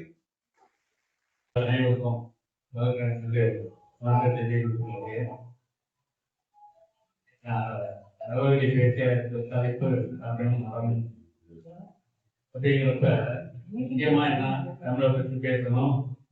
அடுத்தது அறம்னா என்னங்கிறத சொல்லணும். தமிழை பற்றி இவங்க பேசுறத தமிழ்நாட்டில் பேசுறாங்க. இது நமக்கு அதை பற்றி பேசப்ப பல மொழிகளை கற்றிருந்தாலும் தமிழ் மொழிதான் தருவது என்ற பாரதியார். ராமலிங்க மொழியை தமிழ் மிகவும் எளிதாக அறிந்திருந்தாலும் அப்படின்னு பாரதியார் சொல்றார். சரி, பாரதியார் தான் அப்படி சொல்றாரு. பாரதிதாசன் என்னை கலிப்போனை தடுத்தாளித்து தாஜத்தாளித்து விடேன், தமிழை கலிப்போனை தாஜத்தால் விடமாட்டேன் அப்படின்னு சொல்லி. அப்ப என்ன அவங்க பேசுறது அங்கே தமிழ் மொழி தான் தருவது. அது அந்த நிலையில தான் வச்சிருக்காங்க. அடுத்தது அறம். அந்த அறம் அப்படின்றது இப்போ தமிழ் மொழியிலேயே சொல்றப்ப தமிழ், தெலுங்கு, மலையாளம், கன்னடம் பல மொழிகள் இப்பிரிவில் படித்து சிறந்த மொழி தமிழ். அடுத்தது அதே மாதிரி இப்போ அறிவாளர்கள், அதாவது என்ன அம்மையார் பேர் வந்து அறம் அப்படின்னு சொல்லிட்டு இருக்காங்க. இதில் அறம்ங்கிறது என்ன அப்படிங்கிறத திருவள்ளுவர் சொல்கிறார். அழுக்காறு, பாவா, வேள்வி, இன்னாற்றல் அன்பும் இருக்காய் இணைந்தது சொல்லுவாங்க. இந்த நாளுதான் உண்மையான அறம் அப்படின்னு சொல்றாரு. அதாவது பொறாமை, பேராசை, கோபம், பொருந்தம் ஆகிய இந்நான்கும் தன்னிடம் உண்டாகாமல் நாம் இருக்க வேண்டும். அப்பொழுதுதான் நாம் அறத்தை பின்பற்றி தக்க முடியும் சொல்றோம். ஆகையினால நாம் அனைவரும் அறத்தை பின்பற்றி நடப்போம். தமிழ் மொழி செம்மன வளர பார்க்கிறோம். அனைவரும் தமிழ் மொழி தான் தற்பகை என்பதை இழத்து அறிவோம் கூறி நன்றி தெரிவித்துக்கிறேன். குழந்தை பிறந்து 2.25 ஆண்டு, எனக்கு 2 குழந்தைகள், 2.25 வயசாகுது. அந்த குழந்தைங்களை வச்சுக்கிட்டு நான் இதை தயார் பண்றதுங்கிறது சாதாரண விஷயம் இல்லை. அதை எனக்கு உதவியாக என் குழந்தைகளை பார்த்து கொண்டு நீ செய் அப்படின்னு சொல்லி எனக்கு பின்னால் இருந்து என்னை ஊக்குவிக்கக்கூடிய என் கணவருக்கு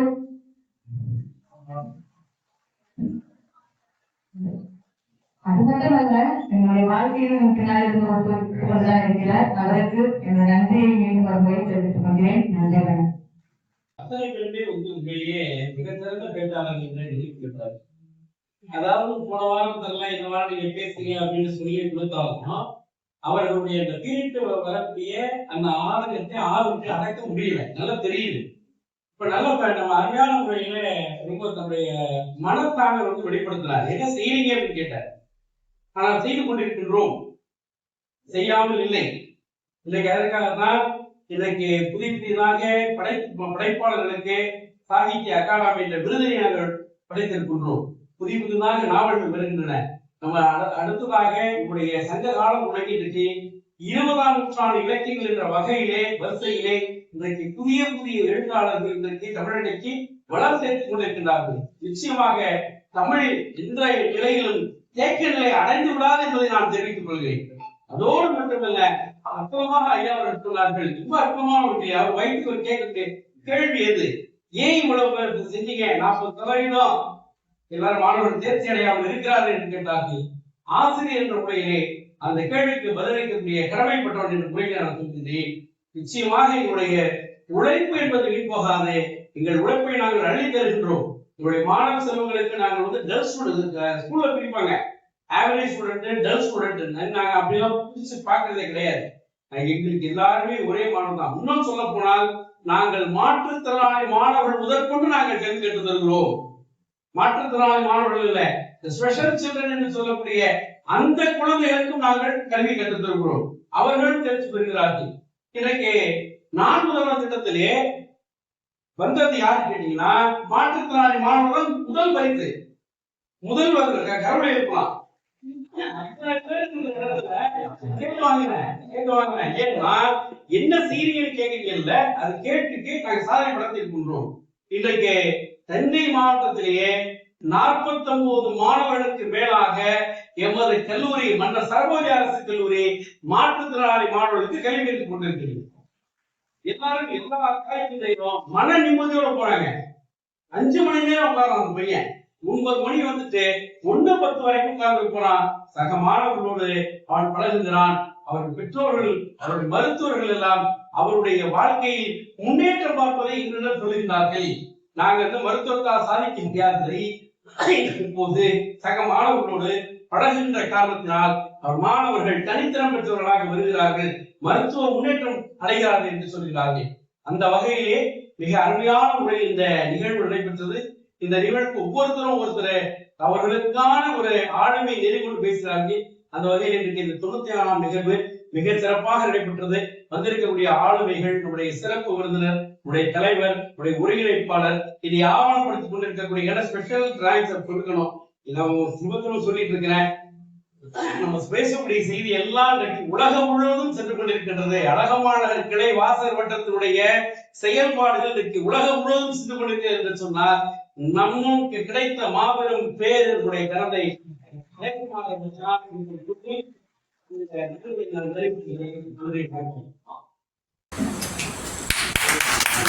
Gracias, கொஞ்சம்